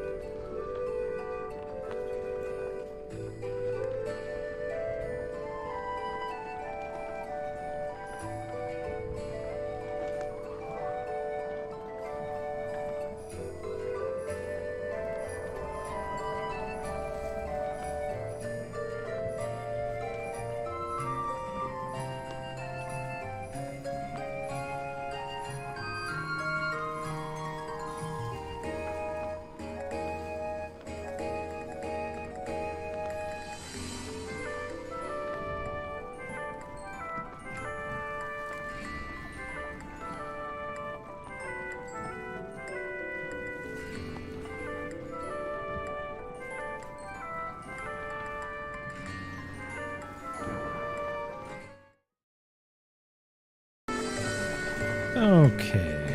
Alright, I'm going to turn that off. Make sure that's good. I'm good. Alright. Hi, everybody. We're America.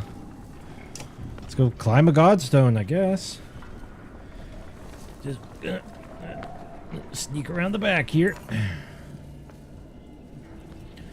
Approaching the back of the stone, you start to climb, looking for a loose piece of the silver vein.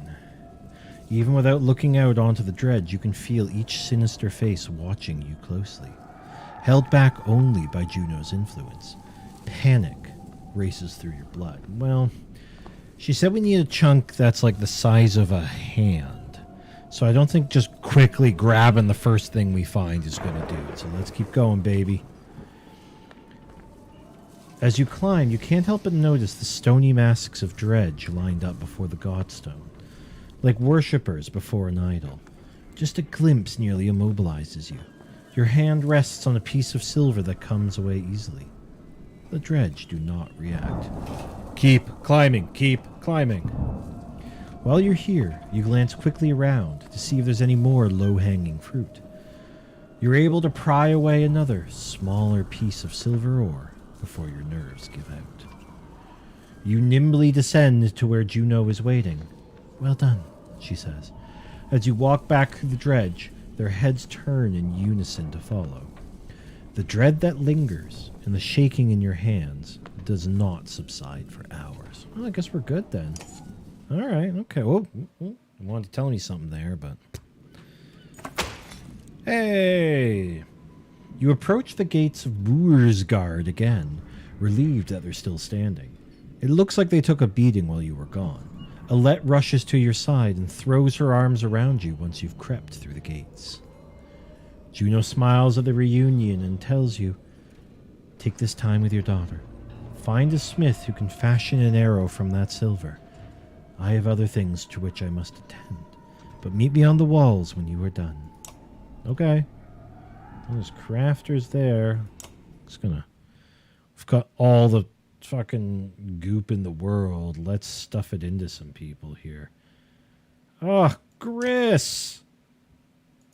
Eric! Long time no see, buddy.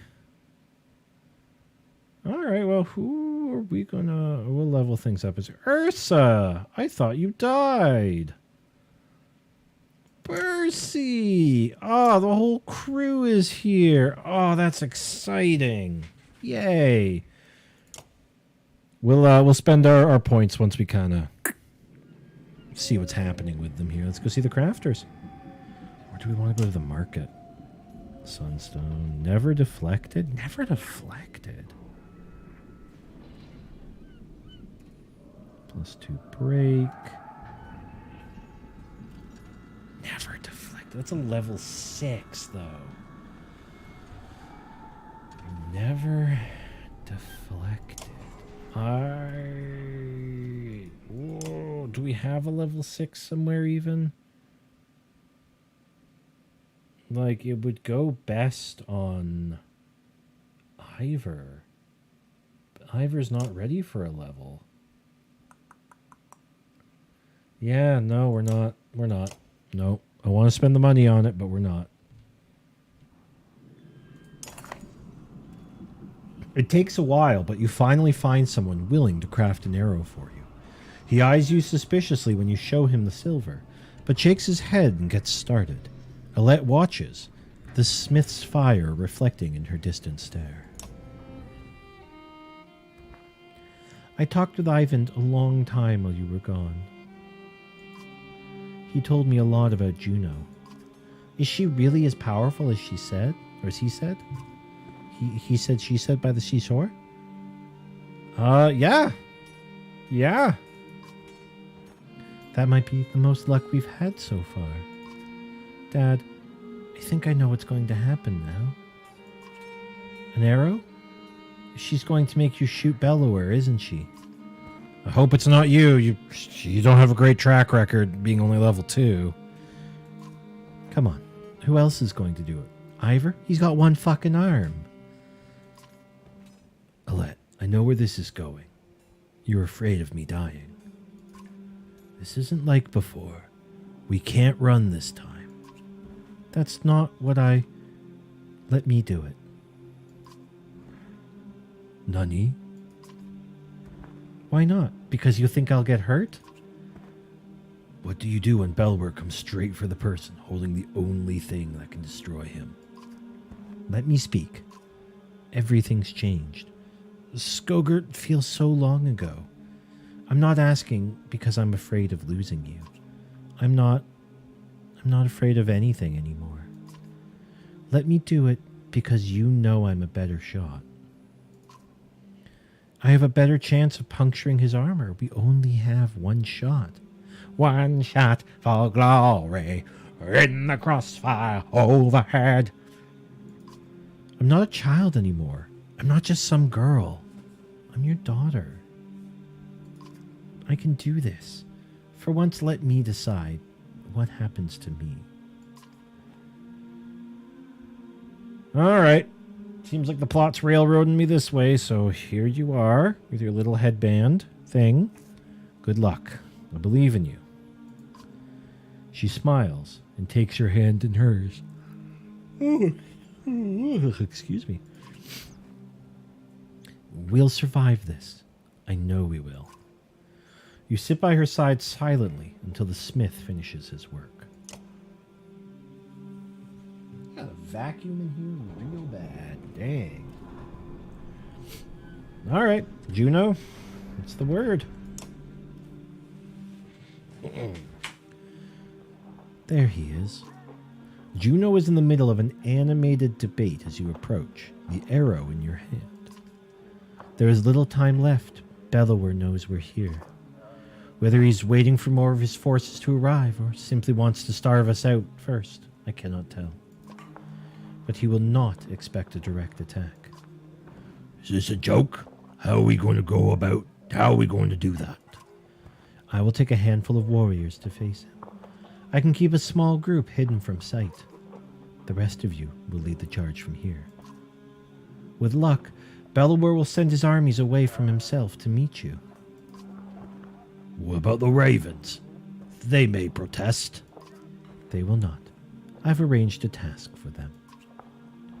Even if you make it to Bellower, what chance is there of defeating them? We saw what happened to Dinah Tuft. That thing can't be killed. Juno shows them the arrow you had forged from the godstone silver.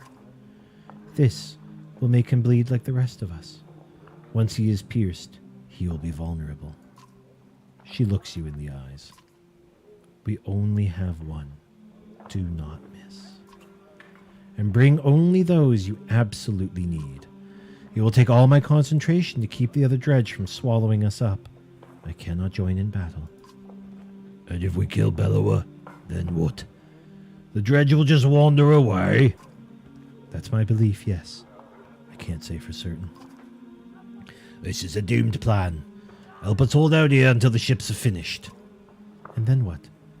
Bellower will hound our every step, all the way to Arborang, where I'm certain more Sundar await.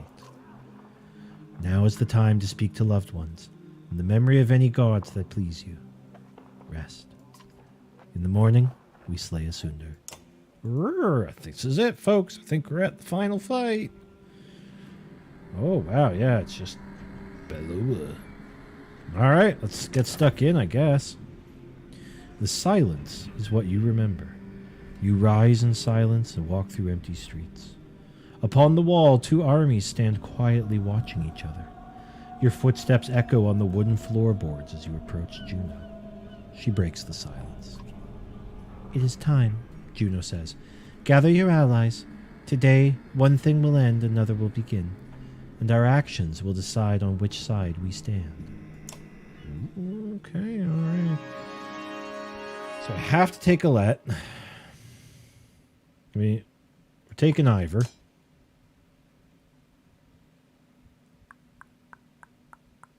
I mean, Hakon's pretty fucking ripping. Mogan's put in work, although he tends to die pretty quick, and then Ivan for the healing, I think.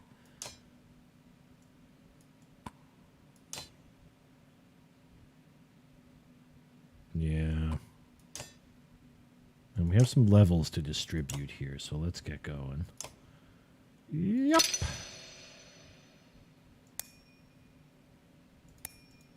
Okay, yes. And Rook, can I level you both up? Is it 16? It's probably 6. Oh, it's 15. Yes, I can level us both up.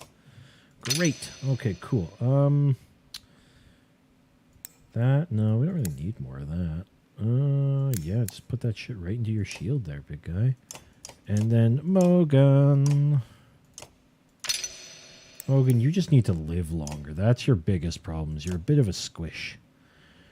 Right, items to distribute. What does this do? +1 armor per turn, 20% crit chance, +2 strength. +2 armor per turn.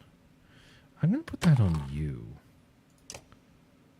I mean, the re-armoring yourself. I think that's what that's telling me, is that you're re-armoring yourself every turn.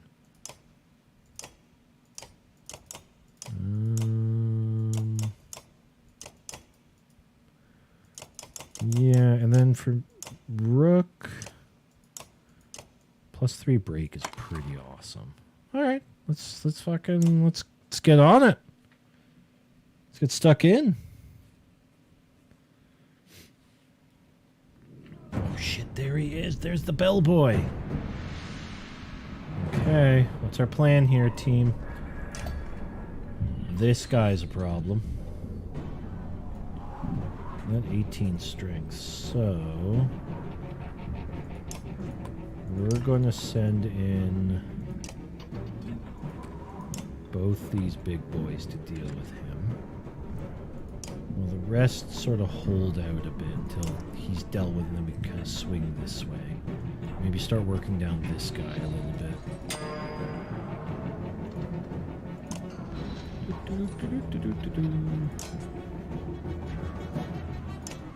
Hit him, bring that strength down. That's the key. Yes! That's good shit right there. Oh god, Bellower. Ooh, wow, I can run really fast, but I'm not going to. I kind of forgot how fast he was.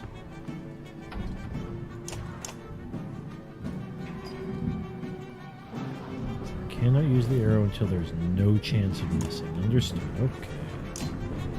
Well, we can... Wow. Oh, right, because the big break that we got. The big armor break. Yeah. Use the ranged attacks to get that armor down. This is a terrible idea I'm making here. But we're going to arc lightning this guy for full balls. I also realize strength 20. We might just immediately lose our mender. Oh no. Oh yeah, he's fucked beyond belief. Sorry, buddy. I may have screwed up. Alright, give him the old whale. Alright, I'll take that.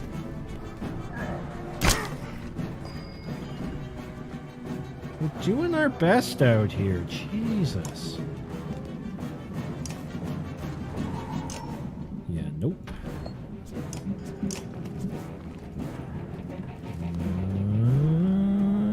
Okay, give him the regular attack, I guess.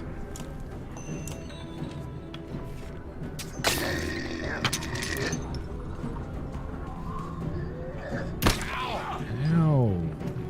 Oh good, we can get in there and stop Bellower from hitting our little boy. Nope, nope. Regular attack on this guy.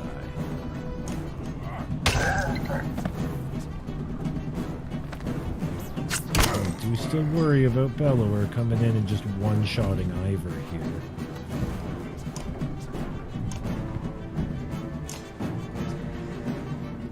Yeah, hit him for everything. Take him down to a useless one strength. Oh boy! Oh! I'm trying to keep Bellower weakened.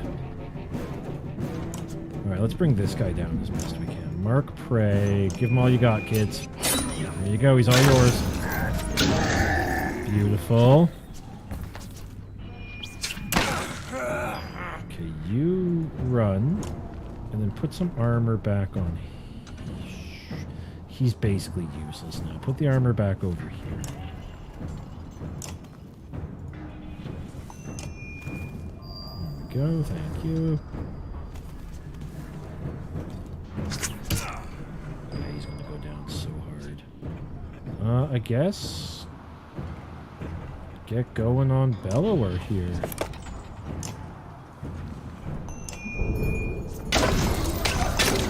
Good. Good. Oh, he's gonna do whatever this shit is. Okay. I'm trying to keep the archers safe. God. Demanding, demanding, demanding.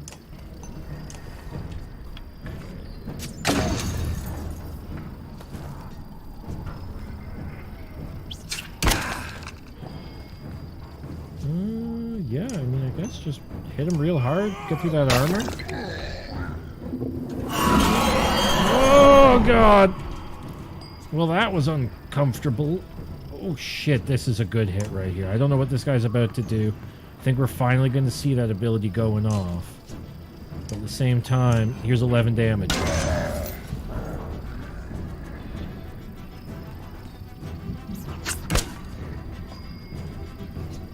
Oh, stunned? Shut up.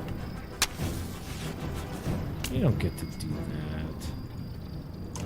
Can I lightning bolt you from here, sir? No, you're just out of my... Everybody's just out of my range. Can I mend somebody? Yeah, mend up that. Mend up Moger. Hogan. Or Hogan. Here it goes! Let's see what this finally... Oh. Did he just... Oh, did he summon? Was that a summoning that he did? What the fuck? That's not cool. You don't get to do that. Oh, well, here, you know what?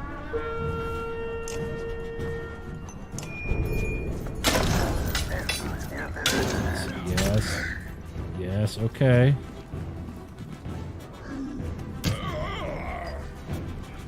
You must break through his... I'm trying!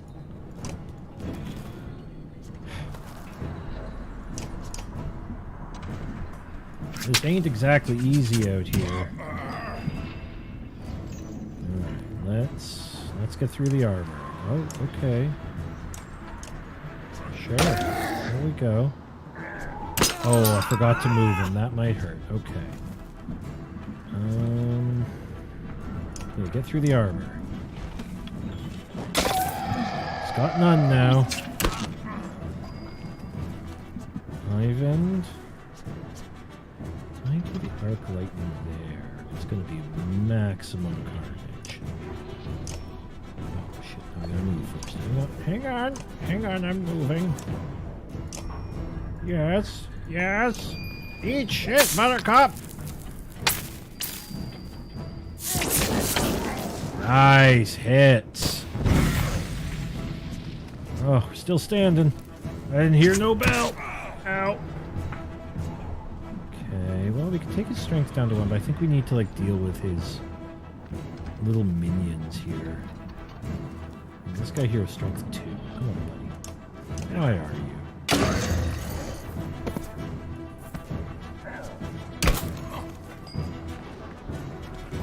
Okay, I think this might be it, friends. We're through the armor.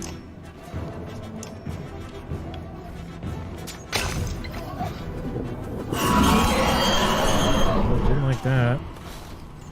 Is that when I was supposed to use it? Yes! Oh no! What?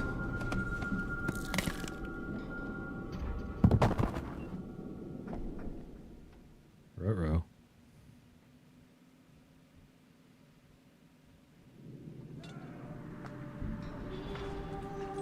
What? We're going again? Have we been healed? At least we've been healed too. There's a stone singer. Haste Rook. Finish Bellower now. I'm trying. I've made this all very awkward.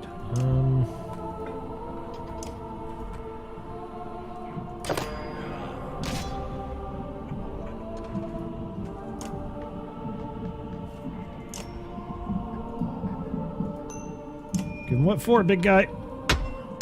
There we go. Oh, stop doing that. It's really loud and annoying. Oh, you don't need to go there. Just go there. Da, da, da, da, da, da. What do you do? Okay, that's a lot of words. Just hit him. There we go. Yeah, that was a good hit. That was a good hit. Remember, everybody, just believe. Oh, and this guy's summoning or something, or he's just like spinning around a little noisemaker, like. Oh, I can't mark him from here.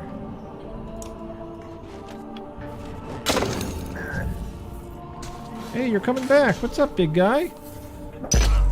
Oh, you wanted to do the headbutt thing too, did you? That's fair. I'm trying to end this. You standing there and yelling at me won't make me end this any faster, okay? I'm doing my best out here. Yeah, give him the old whoozits.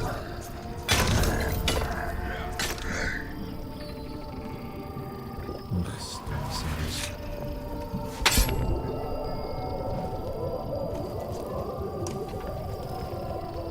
Because we don't have any way to restore willpower.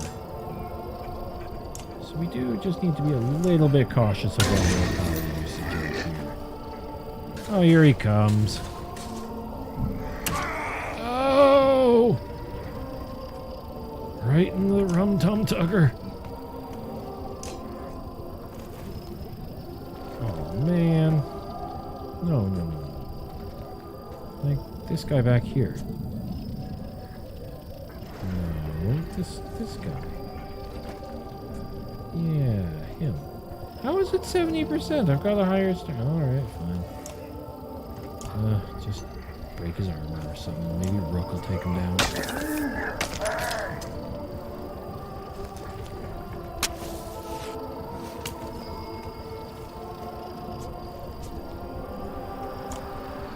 Alright, Rook's gonna take him down. That's good. Stop him from summoning, because I'm pretty sure that's what's happening there. Like, that's what that ability is.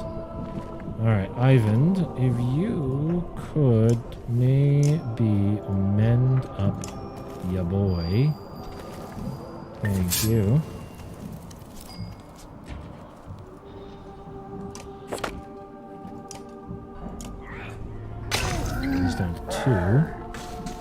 boy. Oh boy. That's 21 strength on him. Oh jeez. Alright, do your best. Hey, why does he get 2 turns in a row? I'm calling hacks.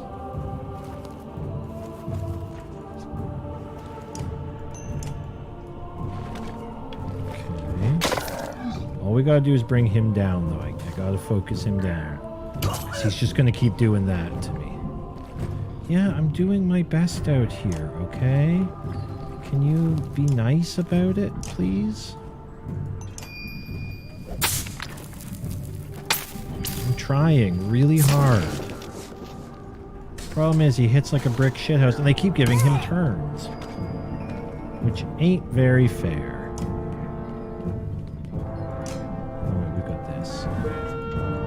Give him the old... No.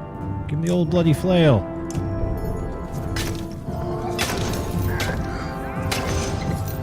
Okay. Oh, is she controlling them or something? Is that what's happening? Is that what's happening here?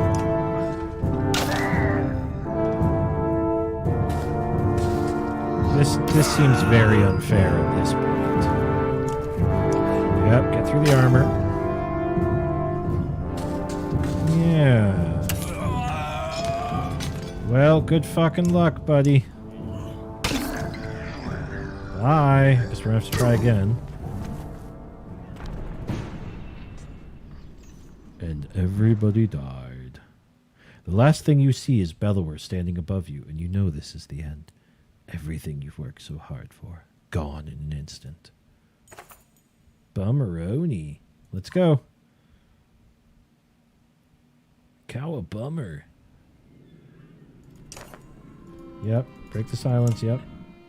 Now I gotta level people up. Same crew.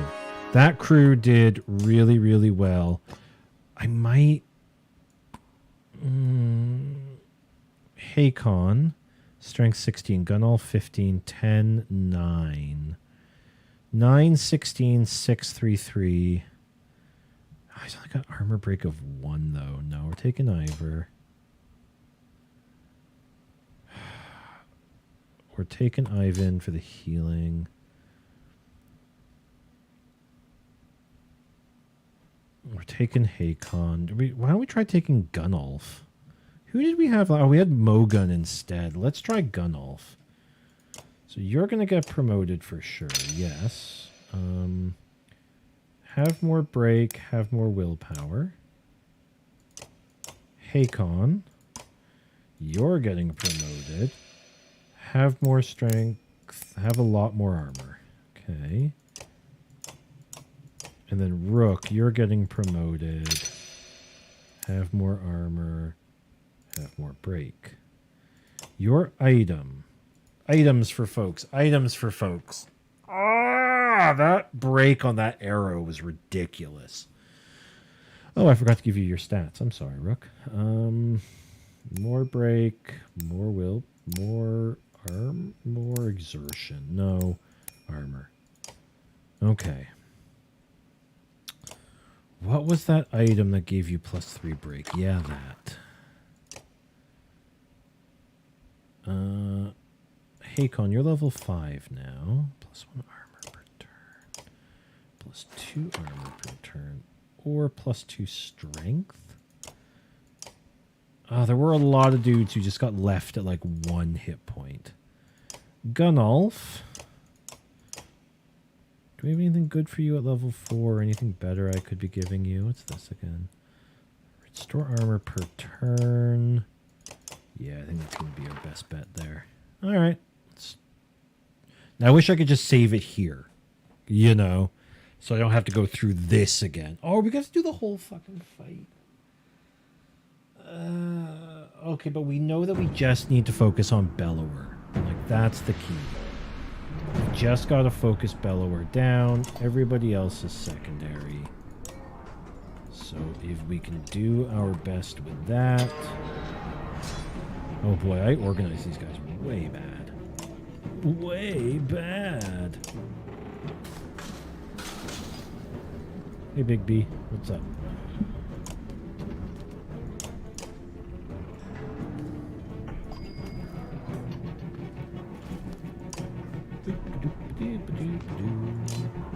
Just gonna hit you real hard.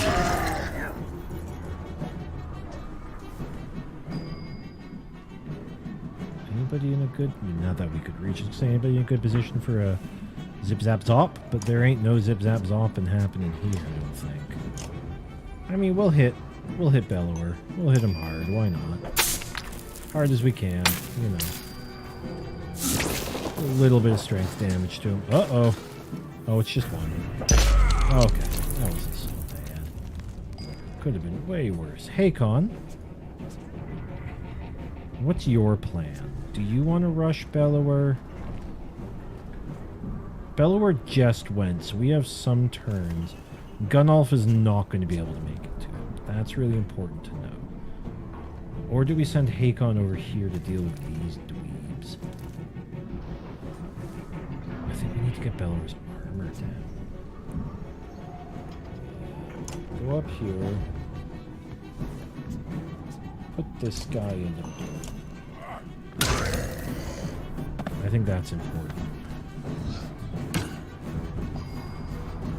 Yes, I'm well aware of when and when the arrow cannot be used. All we have to do is break his armor.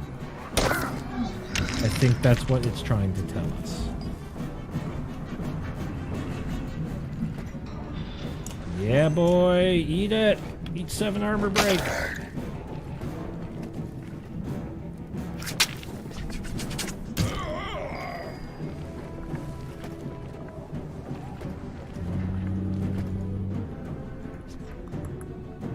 You know what, if you go there, we might be able to do that thread the needle and hit them both. Nice. I'm sure it's not going to do a lot. Oh, but you know what? Ow! Stop it with that ability. It's really annoying. Alright, I'm going to go help. There you go.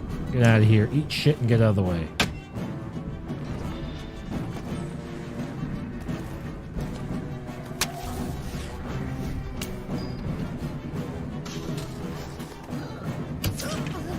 Ow, keep her alive. Ugh. Give him the old Sundering Impact. Make it good. Yeah, alright, I'll take that, I guess. Oh, he's standing on his friend's Granata. Can you stop talking? Your speech bubble's really in the way. Thank you. Hang on. I don't want you to see. Okay, that's one guy down. Oh, really, it's like 2 or 3 down. But you know. Rook, you've got the big armor-breaking missiles, so make it count, homie. Oh no, Gunnulf. Said Gunnulf, it's been good to know ya. Do the needly thready thing again. That worked out.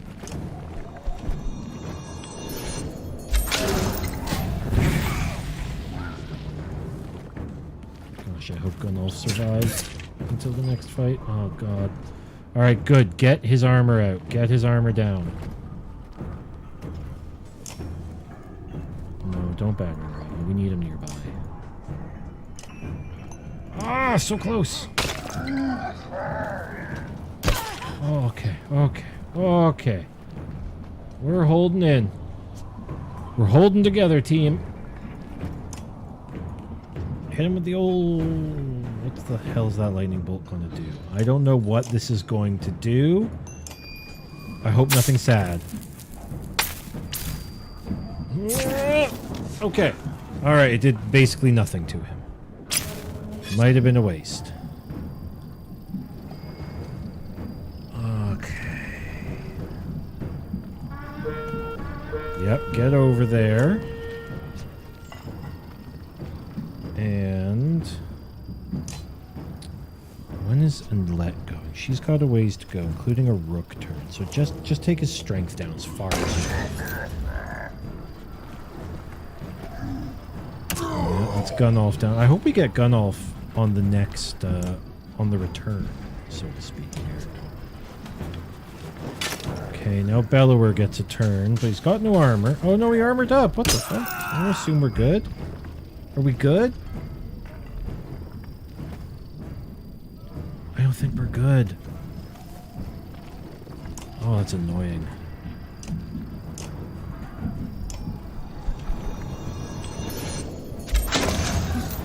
No, because look, you can get down to 0 instead of 1.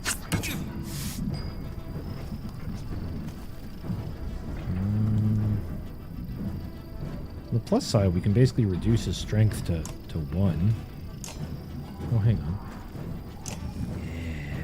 Yeah, give him what for? Oh god, get out of there. We're trying to sleep, Bellower. Stop telling us about that. Mender. Mender, yes, mending. Yeah, it just summons a homie. Okay, good to know.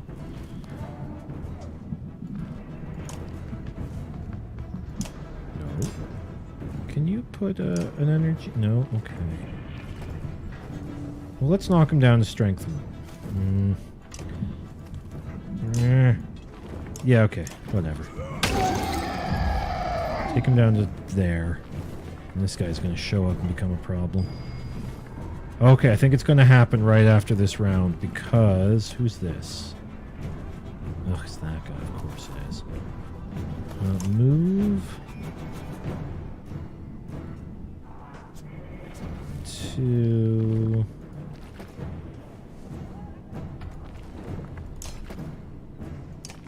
Ugh, I'm worried that we're going to lose Alette. She just has to survive this one turn. Yes, she's going to. Okay, good.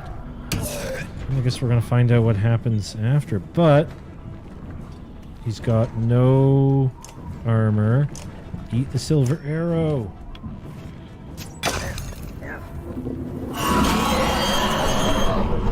Oh, Violet. Okay. Alright, we get the cutscene. Okay, skip.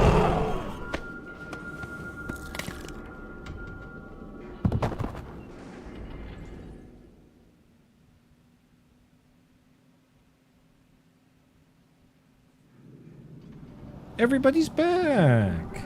Yay! Alright, so what do we know about this fight? We need to grind down Bellower. Nothing is more important than bringing Bellower down. That said, we gotta get to him.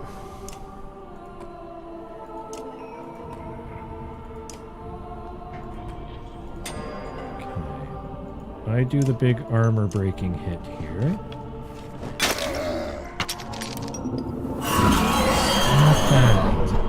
So rude of you.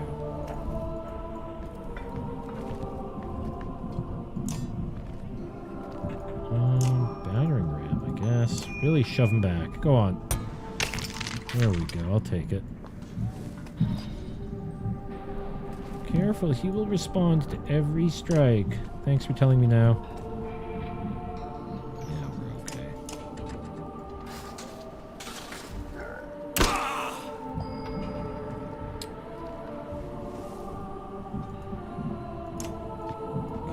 Come up here. Yeah, really bring this guy's strength down. Basically make him impotent. Impotent. Oh, now he's trying to summon. Fucking lick my balls. Me cubes. This fucking guy. Okay, alright, that's gonna hurt, but we can work with that. Okay, you come over to here and just end this guy's existence, okay? No, don't even waste the points. That's good, we like that. Meat's hanging over the side of the bun now.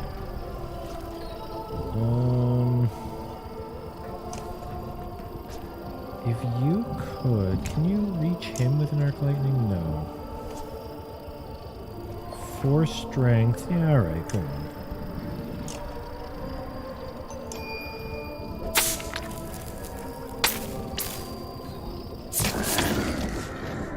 couldn't learn any other spell, like, I don't know, Fireball. Okay, that sucks. Get through that armor. Oh, yeah. This guy's gonna go off any second, and it's gonna suck. Actually, no, too late now.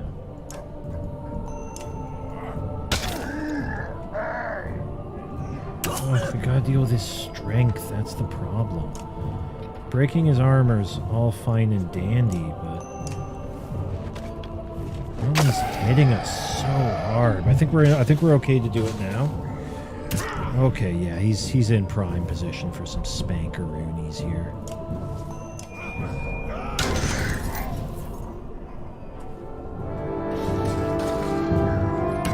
This is why he was wailing on us so much last time. One strength, not worth the effort. You just, I don't know, hurt this guy.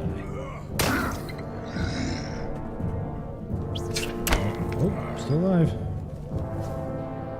For 4, 5, okay, yeah.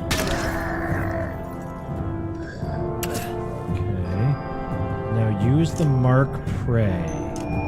Is everyone else going to attack him? Yes. Yes. Yeah, alright. I can work with this. We're getting there, kids. We're getting there. No armor for you, ugly boy. Oh, music's getting all excited about it. So I keep chasing this guy around even though I can jump. This guy over here hasn't done anything. Oh, his turn's coming up, though.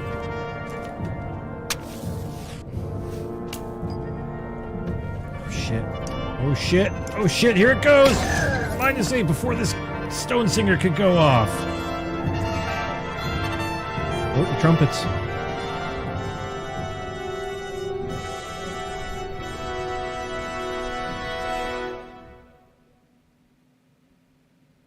The trumpets. The trumpets. Alette, no! Not her. Where are the menders? Rook, she is beyond their help. Stand up. You're only barely aware of the surrounding chaos, as Dredge flee from Varl warriors who push their advantage.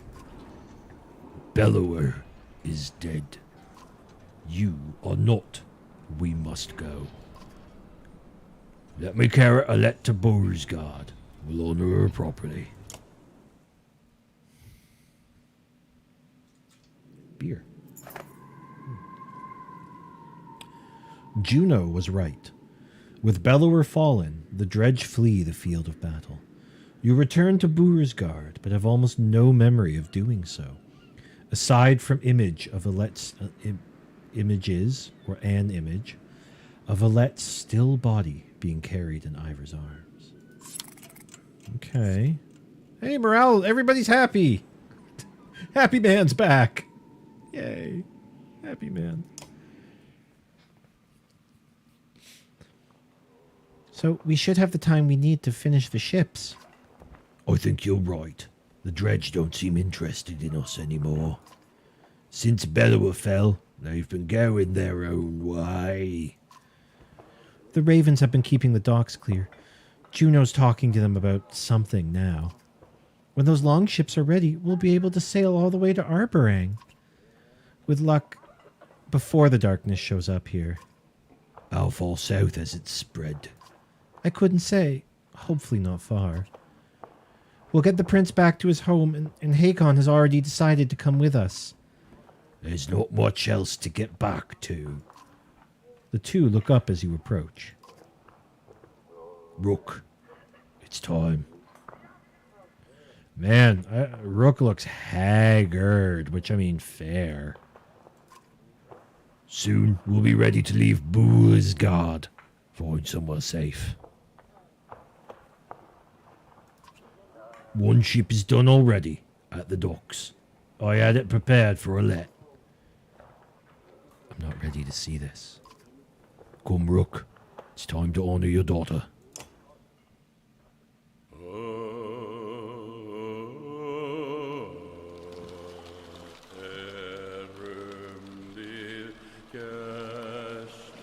Get The missing arm just changed sides. I think it did.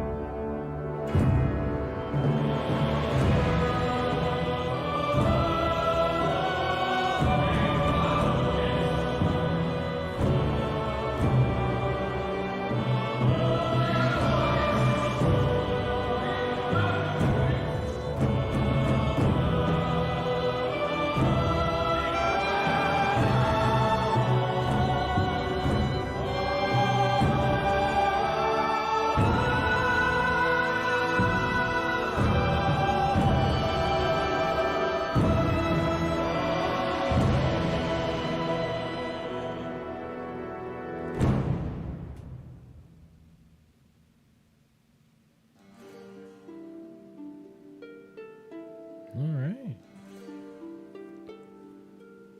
So that's the Banner Saga, Part 1. There are 2 other Banner Sagas that form kind of a complete story, so we've kind of dealt with the threat of Bellower, but now we still have the Serpent and whatever this darkness is. Oh, the art inspiration was named Ivan Duro. Interesting. I'm trying to think about how I feel about this game. And I know I haven't done a retrospective or kind of my thoughts on it in a while. They take so much work, and I just don't have time necessarily. We need an editor. That's what I need. I need to be able to put together a script, record it, give it to an editor, and say, here you go, buddy.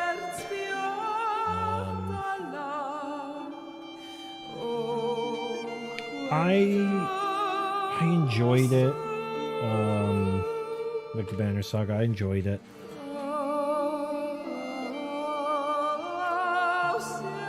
There are definitely parts where it just kind of felt like Oregon Trail, the game, right? And I'm sort of, and maybe it's just me as a gamer, I'm kind of meta guessing what the game is trying to tell me.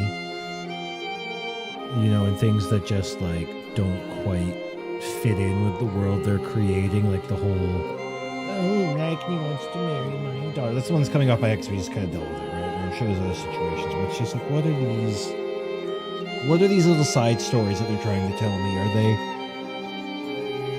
Are they trying to instill like a humanity and still kind of what's going on, and that even in the darkest of times people will still fight over really petty shit? Or is it, I don't know, is it just pulling a random event out of a bucket?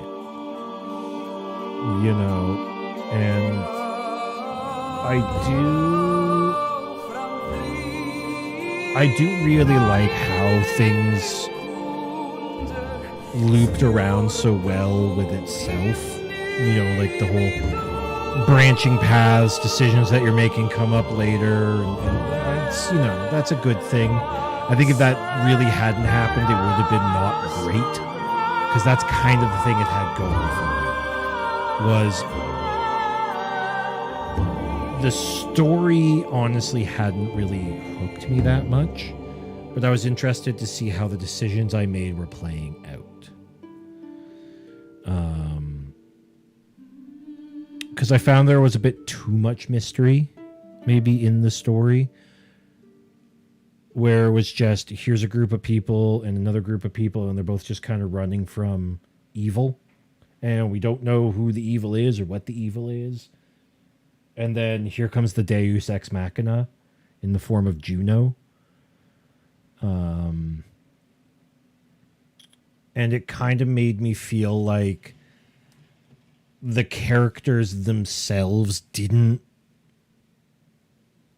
really matter. You know, like what was it about Rook? What did Rook do that made Rook the only guy who could do that? You know, and would that have changed? Because I don't think that would have changed based on my actions.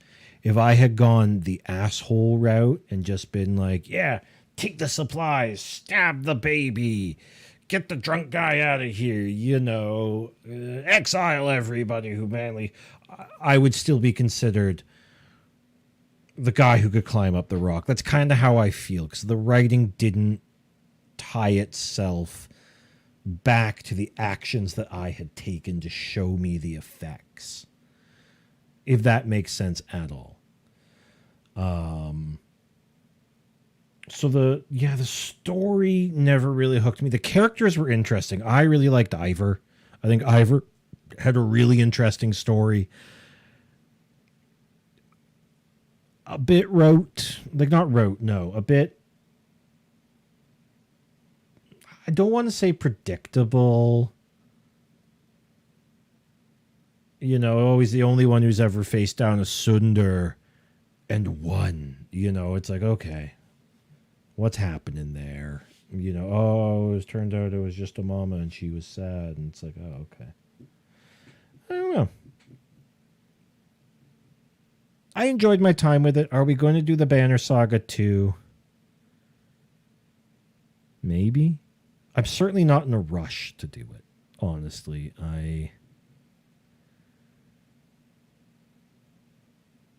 Like, the story could have ended there. And I mean, it did, kind of, in a way. Right? But the serpent plotline just kind of brushed by us. And the evil darkness just kind of brushed by us. I'm not finding myself being like, yes, I want to get more. I want to know what this is, because I wasn't given enough information to like grip my little grippies on to get engaged in that mystery.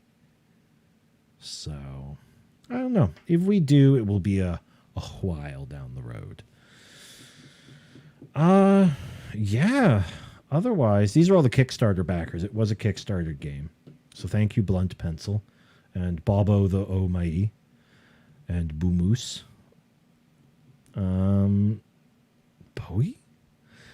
And yeah, so stay tuned. As you know the rules. It will be a Roller Coaster Tycoon on Thursday. Maybe. Thursday's going to be a stream, but we just finished a game post-birthday. It might be Brutal Doom. Yeah, I feel like you're right, Fraser. In 3 words, I feel bannered. I feel like I got what I wanted out of the Banner Saga, which was a tale that came to a completion. There were some characters, there were some events, some story. I'm good. I've been bannered. I don't need to be bannered more. Thank you, Caleb Bauermeister. Yeah, I don't need more. But yeah, so yeah, there's something going to be on Thursday. Yeah, probably a Roller Coaster Tycoon, because them's the rules. It's yes, thank you, the letter C. It's just such a good palate cleanser, and I know what's going to come after Roller Coaster Tycoon. I'm pretty excited for it because it's a game I haven't played since I was a teenager, and I had no idea. I I had a copy of it. I didn't know anything about it, and I was just playing it, and it's like, wow, this is a great game ever. Wow. So I'm pretty stoked to actually sit down now as an adult and play it. And thank you, Chris Poon. Yeah, yeah, that's right. Yeah, you just went to Wonderland. Yeah.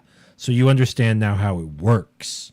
You understand how to make a theme park. So yeah, we'll do Roller Coaster Tycoon on Thursday. This is going to take a while. So imagine being a Zed. And you're like, wow, my name's in the credits. Nobody has ever seen Zach's name in the credits.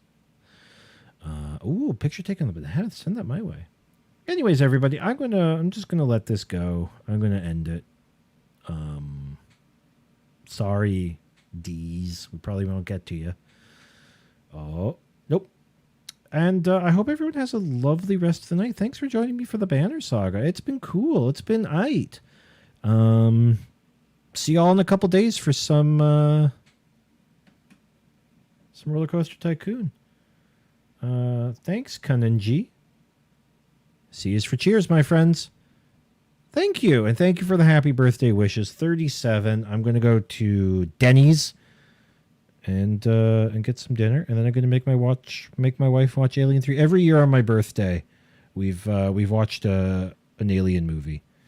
For the last couple years, obviously the last 2. So we're going to do 3, and then they never made another movie in the Alien franchise again.